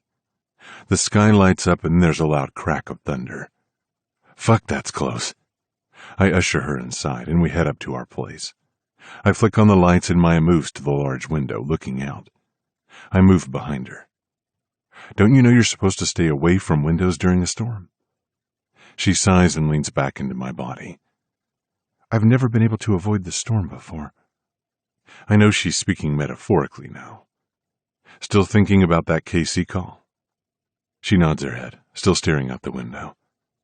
I was never afraid of storms. Never. We had them. Some were pretty damn severe, but I wasn't afraid. We had to stay away from the windows to avoid bullets. Could never go outside when it was dark. Could never walk alone at night. So many rules where I grew up. It's amazing the things she's endured. My mother warned me about glass breaking during a storm. Maya was afraid someone would shoot her in the place she should have felt the safest. No wonder you hate the city. This is pretty nice, though. She turns around, wrapping her arms around my neck. I wasn't afraid today. I smile, letting pride surge through me. I'll never let anything hurt you. Some things are impossible to stop. There's another flash of lightning and a loud crack, killing the lights, leaving us in darkness, and she flinches from the loud sound. Fuck, power's out. She nods against me, and I think she's about to kiss me. But then the hail picks up, hitting the window with a fierce attack. Then I hear the sirens. Fuck. Tornado. What? Now she sounds frightened. I take her hand. Come on, it's okay. There's a basement in the bar. I wonder if everyone's already there. I haven't checked my phone, having ignored it most of the day. If there was a weather alert, I had no idea. Maya uses hers to light the way as we walk down to the bar and find it empty. I find the door to the basement and tug it open, seeing Tommy, Logan, and James when we walk down the stairs. It's lit up with a lantern and a few candles. Where the fuck is Quinn? I look to Logan, who's gritting his teeth. At home with the baby. He's fucking worried. She'll be okay. Is she in the basement? He nods. Where's Finn? He shrugs. Fucker won't answer his phone. God damn it. I turn to Tommy, who smirks. He went home with some skanky-looking chick. I'm sure she has a basement. She better. I take a seat on the bench they have in here for just this occasion. Maya takes a seat next to me. Do you think it's bad? James hands her a bottle of water. They said it has potential to be. Where the hell have you two been? We called. We share a look and I shrug. Tour of the city. Is that code? Tommy wags his eyebrows. I laugh. I wish. Maya playfully punches me. But really my mind is on Finn. Where the hell is he? That fucker better be okay. Shit. I turn to Tommy, who's looking at his phone. It's bad. He holds up a grainy Facebook Live video from a local station of a tornado having touched down. Fuck. I watch as it rips through Main Street. That's here. He nods grimly as the sound above us is no doubt from the storm inflicting damage. Maya looks up the stairs as we all huddle together, and I hope it passes soon. Moments later, the tornado is gone, but it's torn everything apart. We were trapped in the basement, the debris blocking us in. How we survived, I'm not sure, but thankfully we were able to reach help. It takes fire and rescue to open the door to the basement, releasing us from what could have easily been our graves. As we come out of the rubble, I peer through what used to be the bar. It's wrecked. The windows are shattered, tables are everywhere. The brick has fallen in shambles. It's amazing how something so brief can do that much damage. We all stare stunned, as Logan calls Quinn frantically. He reaches her and tries to find a quiet spot to talk to her in the chaos. There are news crews and people everywhere, assessing the damage. Maya looks up at me, tears in her eyes. It's gone. I nod, looking over at the tattoo shop that's in even worse condition than the bar. Yeah. She shakes her head slowly. I was just starting to like it here. I laugh at that, tugging her to me, wrapping my arms around her. It'll be okay. I'm sure she didn't like admitting that. I grab my cell phone and call Finn, but still get no answer. Please let him be okay. He didn't answer. I shake my head, and she leans against me. He will. I hope so. There's a sick feeling in my gut. He will. He's strong, and kind of a pain in the ass. I'm sure a tornado can't take him down. I smirk, but then my mood quickly sours, looking around at the wreckage around us. The entire street is leveled. Businesses that have been here for a century are just gone. People's life savings, blood, sweat, and tears have been leveled in a matter of minutes. You still haven't told me what you guys were talking about this morning. I tried to get her to, but she said it was nothing. I feel her smiling. We were fighting over who loves you more. I stiffen at that as she looks up at me, that smile on her lips. Did you just say you love me? She shakes her head. No, he won. She smirks, backtracking. By far. I chuckle at that, but she did say it. She loves me. I love you too. I feel her shudder as she leans back into me, looking at our grim surroundings. Of course, this is when we would finally cop to our feelings. Great timing. Chapter 28. Maya. Their cars are destroyed, but Quinn's was okay, so she picked us up and brought us to their home. She and Logan both seemed so damn relieved to be together again. I can't imagine Logan's terror during those hours we were stuck in the basement, and she was at their house with her kid. When we get inside, Jace continues trying like crazy to reach Finn. I have a sinking feeling that I can't combat. That motherfucker. Jace ends the call and puts his phone back in his pocket and wraps his arms around my waist, his front to my back. He's fine, Tommy tries to reassure him. He's probably still fucking that skanky chick and doesn't even know anything happened. I smile at Tommy, thinking that's a possibility, but I'm not sure even Finn could ignore the hell that ripped through town. I've never been through an actual tornado. There was a bad storm with microbursts when I was 12 that tore the roof off our apartment building. We were without power for days, but it was nothing like last night. Jace grumbles and releases me with a quick kiss to the top of my head. I'm going to go try again. He moves out of the kitchen and heads into the living room. Tommy and James shake their heads at him but quickly follow. Logan takes the baby, giving Quinn a kiss before he leaves the kitchen too. It's just Quinn and me left as she pulls open the refrigerator door. I guess I should find something to feed everyone. I can help. I walk to where she's standing, a bewildered look on her pretty face. I'm so sorry, Quinn. Lyrics in Ink was their dream, a beautiful dream they made come true together. And now it's destroyed, completely unrecognizable. As long as Finn is alive, we'll be fine. She closes the fridge and turns to me. My eyes flick to the living room where Jace just disappeared, and then back to her. What if he's not? I know how close Finn and Jace are. The bile rises in my throat, thinking about him lying somewhere under the rubble. She takes a deep breath that appears to be painful. I don't know. I can't think about it. I'm so sorry, Quinn. My voice is soft with a sob catching in my throat. Her eyes are full of concern as she places a hand on my shoulder.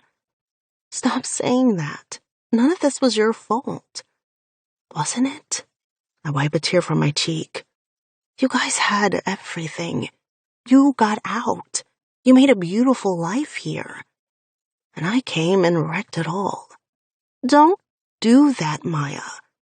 I can't stop the grief coming over me, feeling like a curse.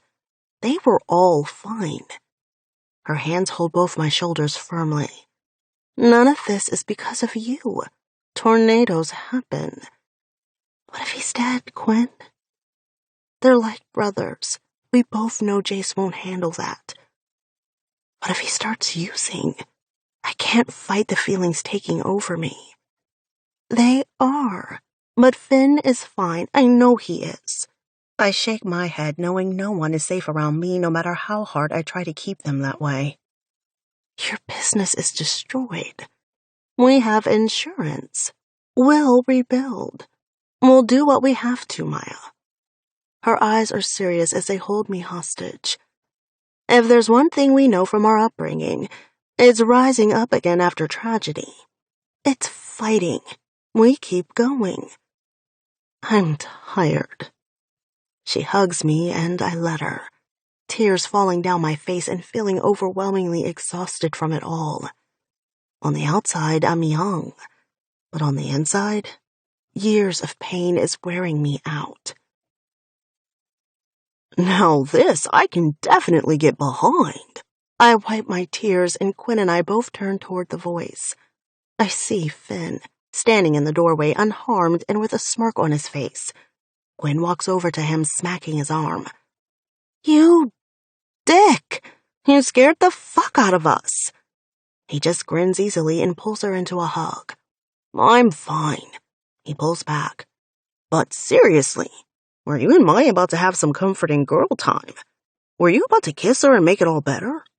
I roll my eyes, and Quinn punches him in the chest. It's playful, but he still makes an oomph sound that makes me smile. The guys all must hear him because they filter into the kitchen Jace first. You motherfucker. You can't use a goddamn phone. Finn laughs, pulling him into a quick hug. It fucking died. Power went out. I'm fine. You stayed the night with your hookup. He shakes his head like it's a shame. Yeah, kind of had to. Slept in our basement. We were mid-fuck when the siren started going off. Tommy gives his shoulder a squeeze. You kept going, didn't you? He wags his eyebrows and smirks. You know it. Why stop? I stare at them all dumbfounded that they're now joking around when only moments ago most of us were thinking the worst. Finn grows serious as he eyes Logan and Quinn. I drove to Lyrics and Ink first. I'm so fucking sorry. I feel the sorrow in the room now. We'll figure it out, Quinn says with the same determination she did earlier. You all lost all your things. I didn't even think about the fact that the loft is destroyed, taking most of our worldly possessions. Their things. Jace wraps an arm around Finn's neck. We'll be fine. James nods in agreement. The town over is offering discounted hotel rooms. He turns to me. I booked 3 rooms. So you can make Jace room with Finn, or have mercy on him and let him stay with you. I smile, finally letting the relief wash over me. Finn is safe. We're all okay. Chapter 29. Jace. Fucking Finn. Leave it to him to scare the shit out of everyone and be totally fine. I can't express how glad I am that he's okay. It's been days since the tornado. Tommy, James, Finn, Maya, and I are staying in a shitty hotel in another town, while Quinn and Logan get everything figured out. Logan calls a meeting with Finn, James, and me in Finn's room, and all I can think about is getting back to Maya. She's been quiet since the tornado. I think it scared her more than she wants to admit. So what's up? Finn leans back on his elbows and looks at Logan, who looks nervous as fuck. He runs his fingers through his hair. Look, guys, we've talked to the insurance company, and it's going to take a while. Not surprising. The tornado tore Nashville apart. And I talked to Reese last night.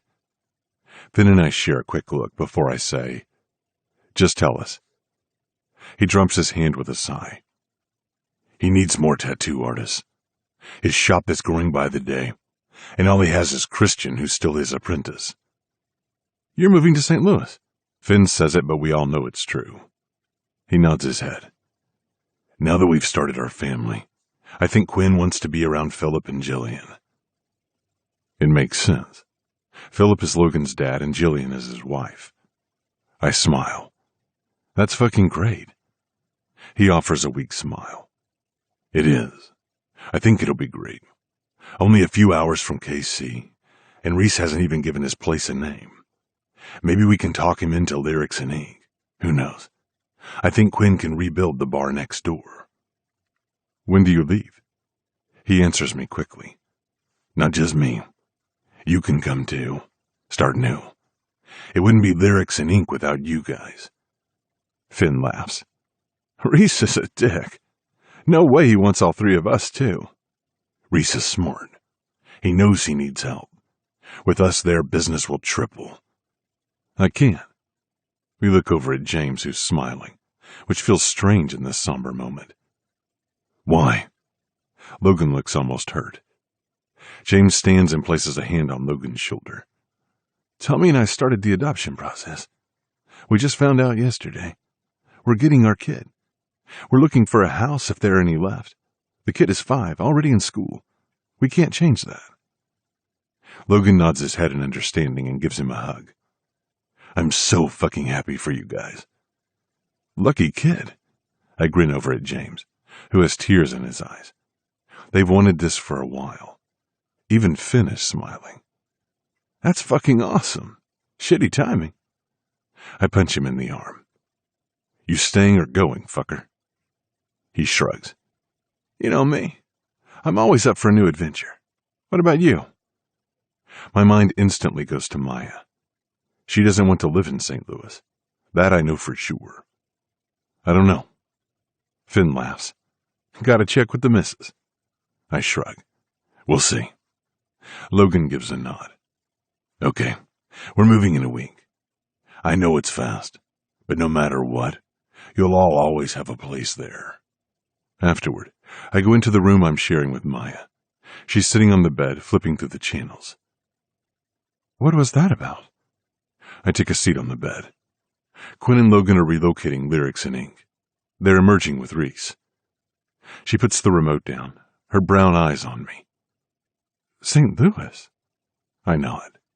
Yeah, Finn seems ready to go. I sense the pain she's feeling and it slices through me. And you? I take her small hand in mine. I'm not going anywhere without you. I mean it. I haven't known her long, but I can't survive without her. I don't want to. I can't go back there. I knew that already, and she lays her head on my shoulder, looking so damn lost. They aren't rebuilding here? No, but I could. I have plenty saved. I could get a loan and start over. She shakes her head from side to side. You can't do that for me. They're your family. I won't tear you apart. So, I'm supposed to go and leave you here? Her shoulder shrugs. We could make it work. It's not either of us running, it's circumstances. I turn toward her as she lifts her head and cup her angelic face in my hands. I won't lose you. I meant what I said. I love you. She smiles at that, gripping my wrist slightly, holding on to me. I love you too, but I can't see not letting you go, and I can't go with you. I don't want to talk about this anymore. I bring my lips to hers and kiss her softly, each second adding to my urgency as I lay her back on the bed. I'm not letting her go, but we can discuss that later. Chapter 30. Maya. Are you okay? I look across the table at Quinn, who's sipping her coffee and eyeing me with so much concern, I think my heart might shatter. I hate how much she cares about me. Our time as friends was really just a blip in time before we grew apart. Still, she cares. I'm happy for you and Logan. Me too. For 2 kids who didn't grow up with any real family, it just feels like the right thing now. Philip and Jillian are amazing. Logan's brother and sister are growing up fast. She smiles sweetly at that, but there's sadness there. You can come too. You'll always have a place with us. I think Reese would be relieved. I cringe thinking about Reese and how pained he appeared when I showed up needing help. I can't go there.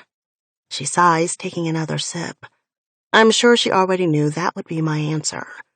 I think Jace knew it too. We spent hours in bed last night, letting our bodies say everything our mouths refused to.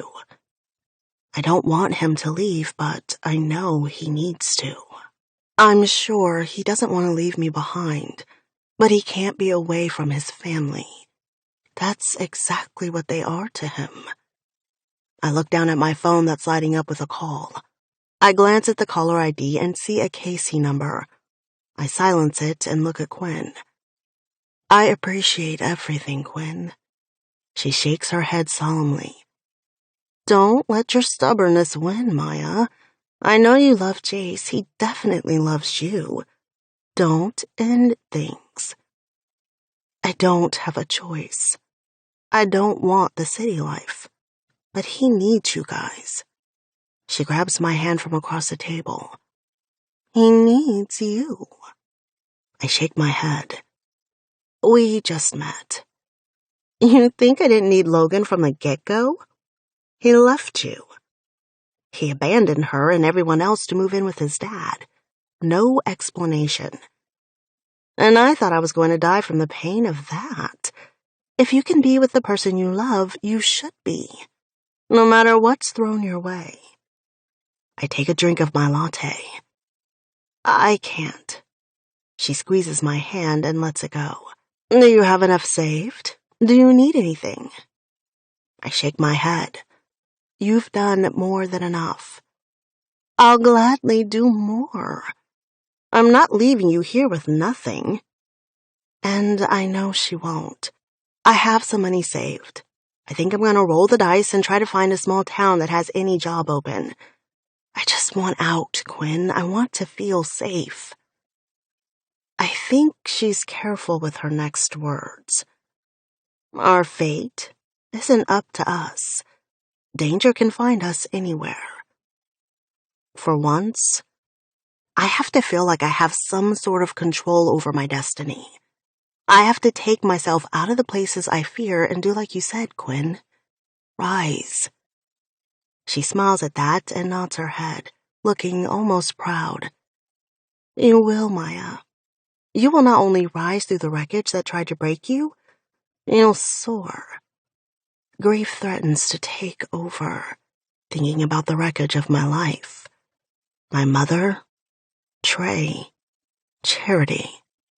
Now, what's left after the tornado? Chase is alive and well. I haven't demolished him. But if I leave him, that's exactly what it'll do. I don't know how to get out of this without doing just that. Chapter 31. Jace.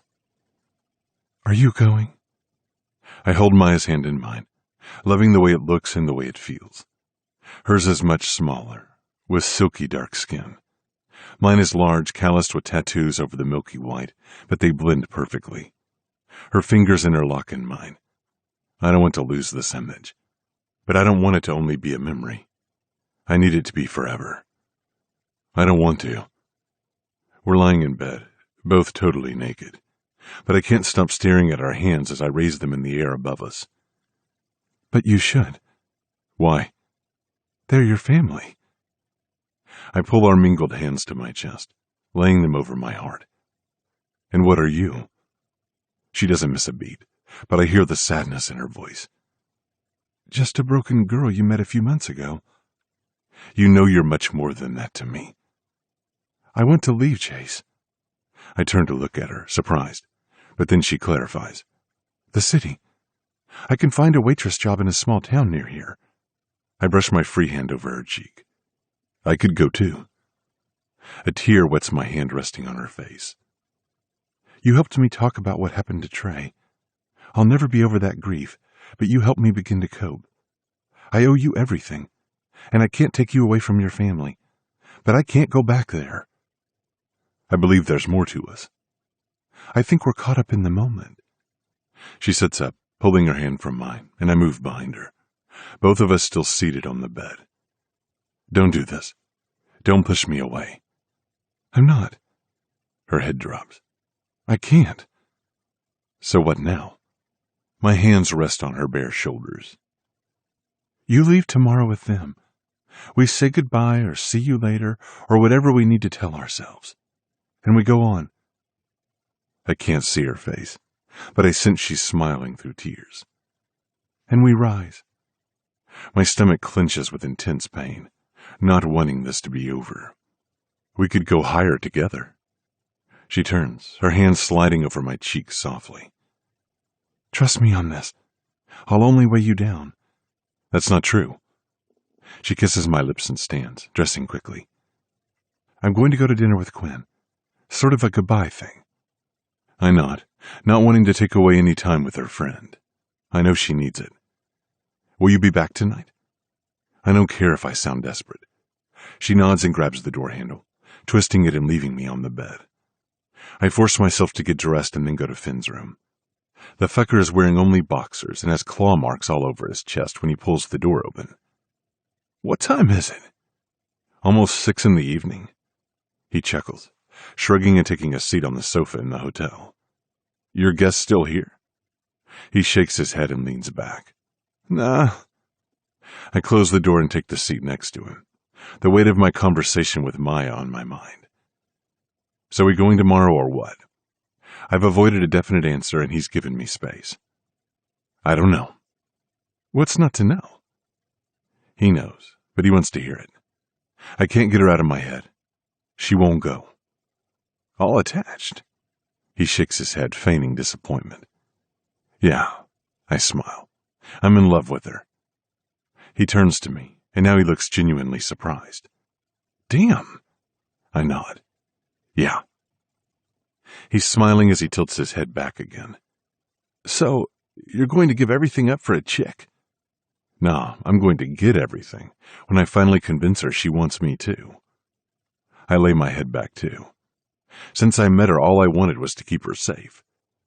He shakes his head. I never understood you. He's smirking again. But I suppose you have a lot of your dad in you, man. You want to save her. She has a dark past.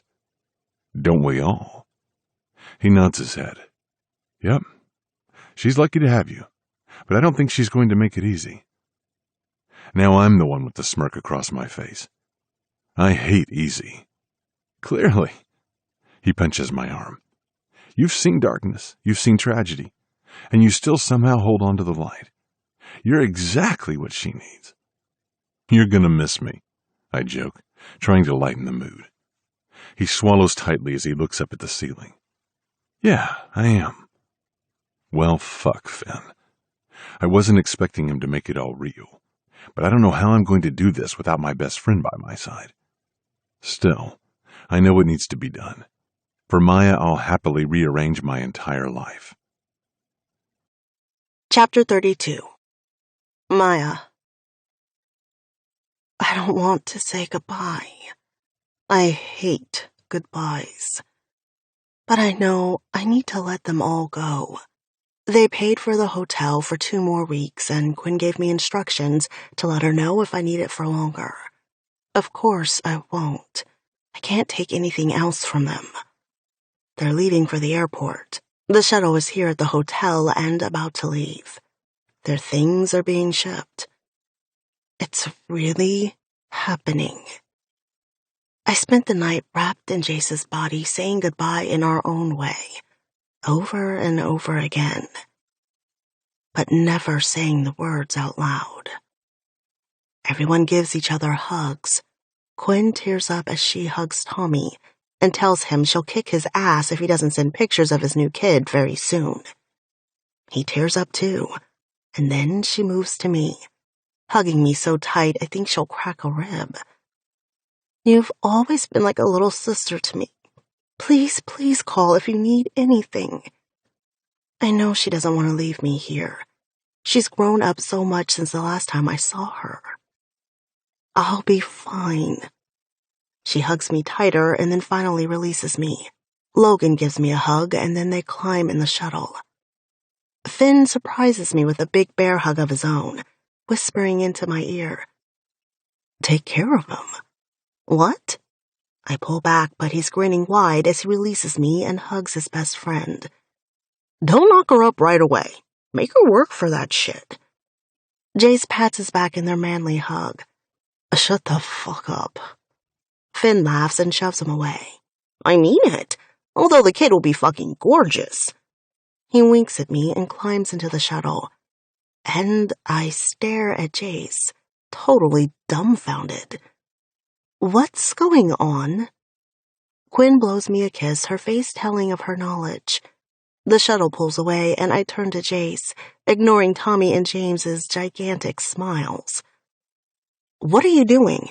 Why aren't you leaving? He takes my hand in his. I'm not going. I look behind him at Tommy and James.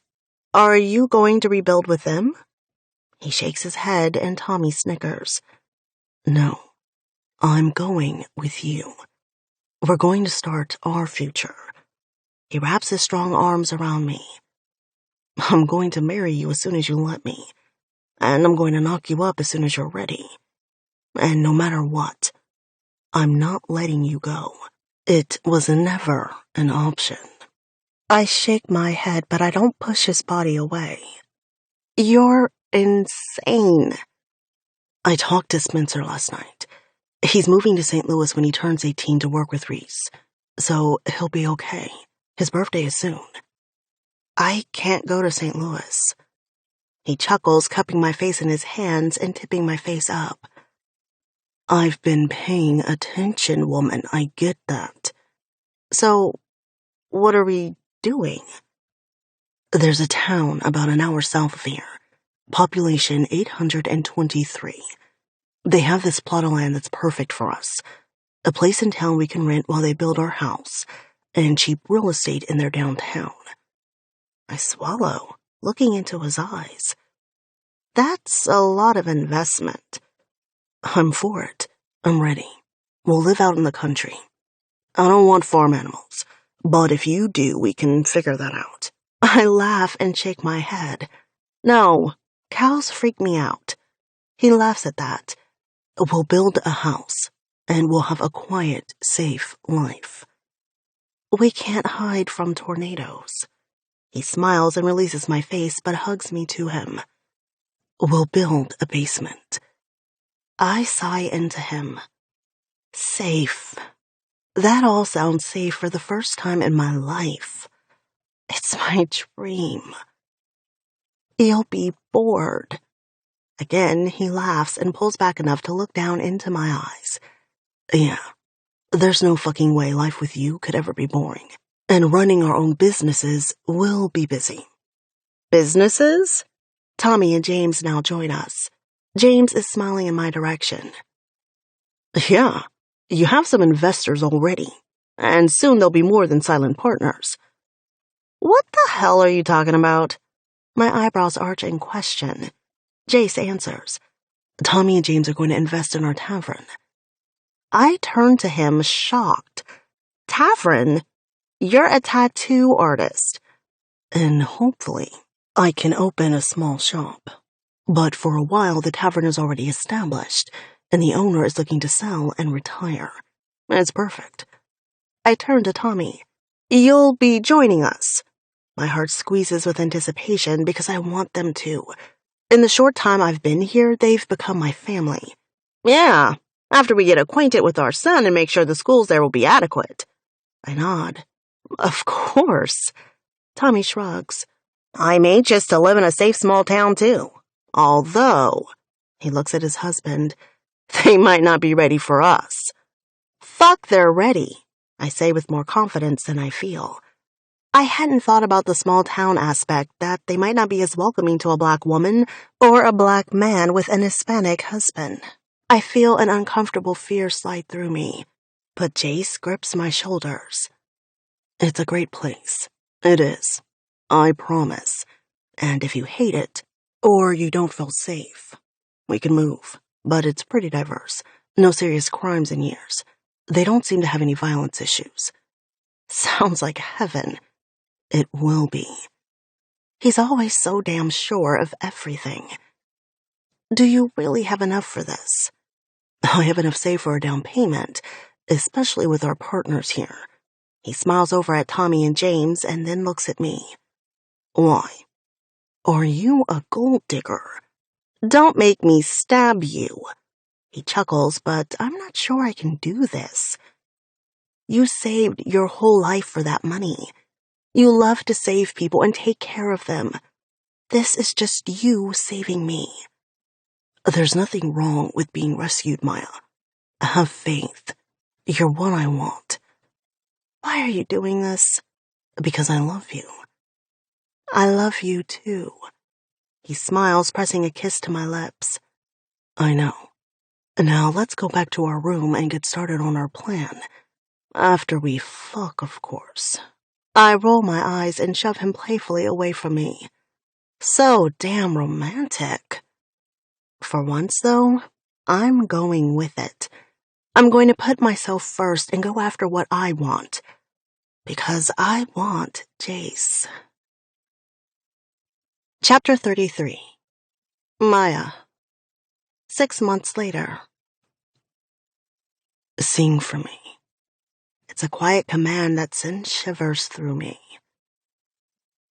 Bossy. Jace grins at me, his smile bright and beautiful.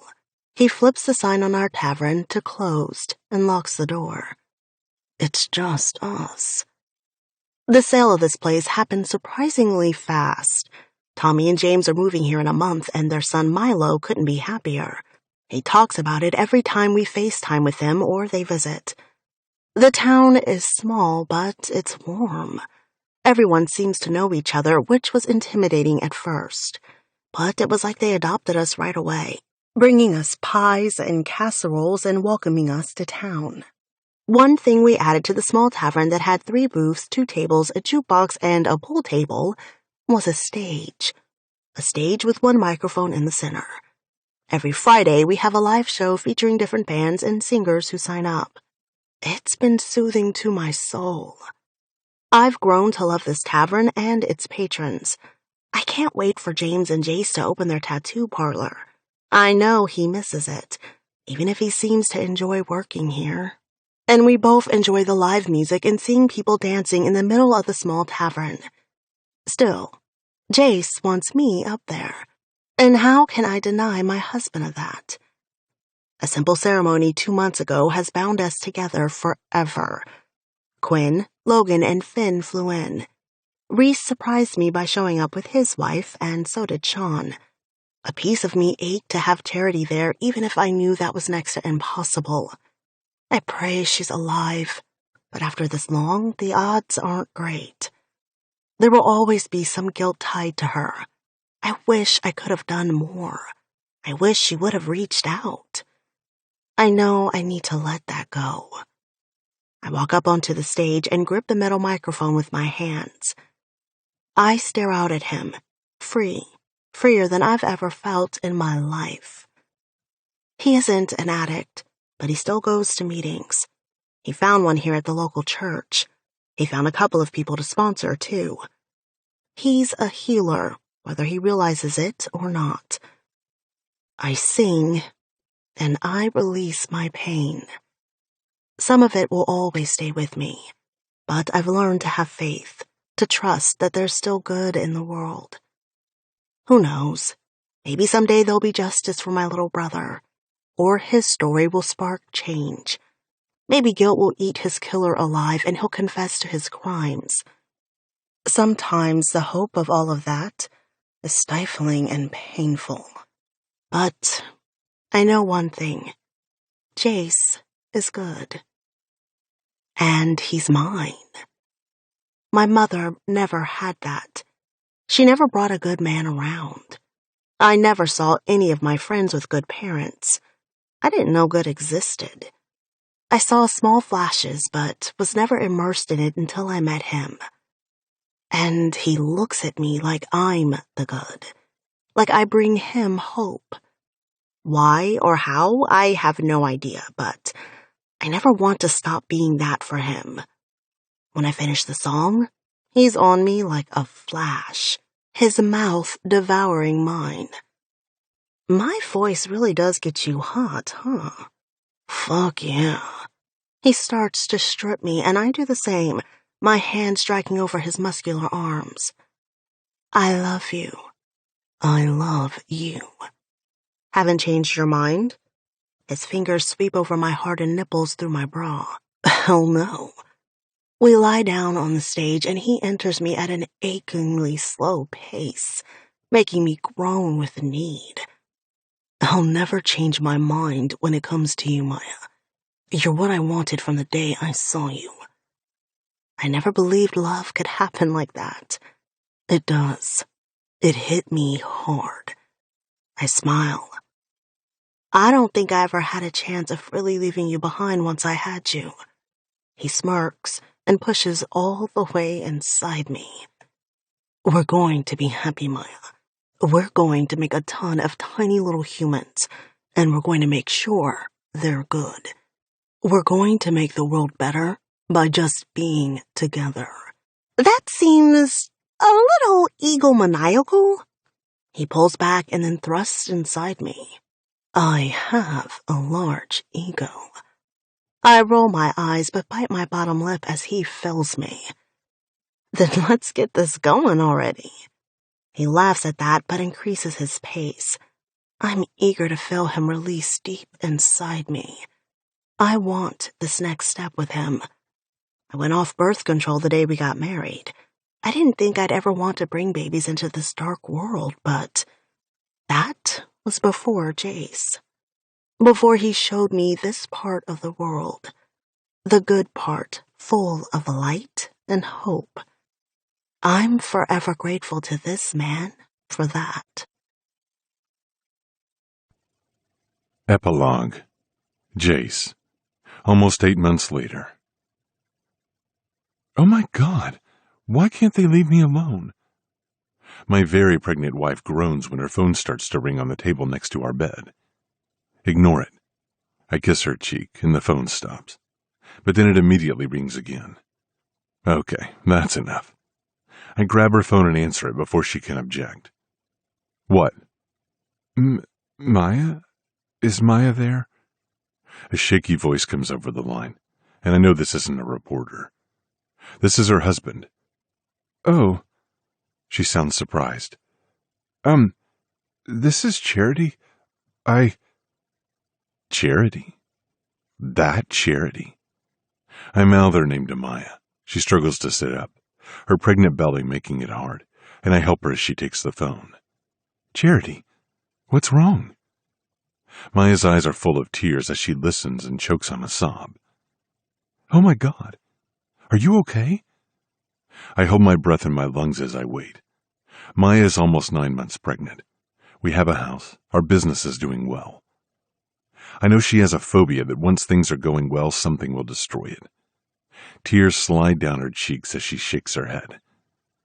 I'm so sorry, Charity. I would gladly come and get you, but... Her eyes flick to mine. I don't think I can fly. I'm pregnant. Really pregnant. What's going on? She looks at me, her eyes hopeless. She's in the hospital in Kansas City. I immediately pull out my phone, needing to fix this. Yeah, I know. A lot has changed. But still, I'd be there for you in a heartbeat. I live in Tennessee now. I call Finn, and he answers on the second ring. What the fuck? You realize it's midnight and my cock is buried in... Stop. I silence him. I'm sorry, but I need a favor. Maya's eyes dart to me. Hang on, Charity. What's wrong? I hear the concern in Finn's voice. Maya's friend Charity is in the hospital. She needs someone to pick her up. Are you fucking kidding me? Do I sound like I'm kidding? I'm sorry I interrupted, but I need you to pull out and go help her. Maya's eyes widen and I shake my head, winking at her. Fuck. Fine. Which hospital? I turn to Maya. What hospital? She speaks into the phone. Which hospital? We have a friend who can help. Silence and deep concern. No, Charity. It's no problem. No, please don't hang up. Her voice sounds desperate and turns into a shrill cry as she lowers her phone, the tears flowing. She said she didn't know I was pregnant, or she never would have called. She wouldn't tell me which hospital. My heart aches for my beautiful wife, and I know I'm going to owe Finn huge. She wouldn't say what hospital, but it's in Kansas City. I can hear him dressing and smile when I hear keys jingle. You're saying you want me to drive 3 fucking hours to Kansas City, and to go to what, 20 fucking hospitals and ask for Maya's friend? Charity. Fuck. Maya starts to get out of bed, and I know this stubborn woman has it in her head that she's going to Kansas City. I take her hand in mine and shake my head. Finn, I need your help. Maya is too pregnant, and by the time I can get a flight there or drive, Charity will probably be gone. I'm going, asshole, but fuck. I grin and then let out a relieved breath. He's going. Maya holds her hand out for my phone and I give it to her. Finn? She rolls her eyes. Listen to me. She's in trouble. She wouldn't give me many details, but she said they won't let her leave unless someone signs her out. I don't know why she wouldn't call her brother Christian, but she's been gone for so long. She starts to cry, and I can't imagine Finn will handle that well. She laughs and wipes her tears. Asshole, I growl, not wanting to know what my best friend said. Thank you for this. Please keep her safe. She hands the phone back to me. Hey, look, I kicked the chick out and I'm in my car. Don't let her get her hopes up, man. This sounds like a fucking long shot. I know. I smile sadly at Maya. Try, please. I'll owe you one. You'll owe me a shit ton. I smile because I know it's not really true. Finn's my brother. We hang up and I hug Maya's body to me, kissing the top of her head. It's going to be okay. She shakes her head. It was her calling me. All this time, I thought she was dead or hated me, but she was reaching out for help. The guilt is going to eat her alive. Maya, she never left a message. You had no way of knowing. She wipes at her tears and I hold her closer. He has to find her. She's afraid. I heard the terror in her voice. She's in trouble, Jace. It's okay. Finn will find her. I turn her face to look at me and kiss her softly. I love you. He loves you. And he'll find her. She nods her head, holding back her tears as she rests it on my shoulder. It may be a long shot, but one thing is for sure. Finn doesn't give up easily. The end. This concludes the reading of Recovery by Nicole Dykes, narrated by Tor Tom and Lacey Laurel. Copyright 2020 by Nicole Dykes. Production coordination by Tove Audiobooks. This unabridged audiobook was produced in 2021 by Nicole Dykes, who holds the copyright. Neither this recording nor any portion of it may be reproduced or used for any purpose without prior authorization from Nicole Dykes. Thank you. Audible hopes you have enjoyed this program.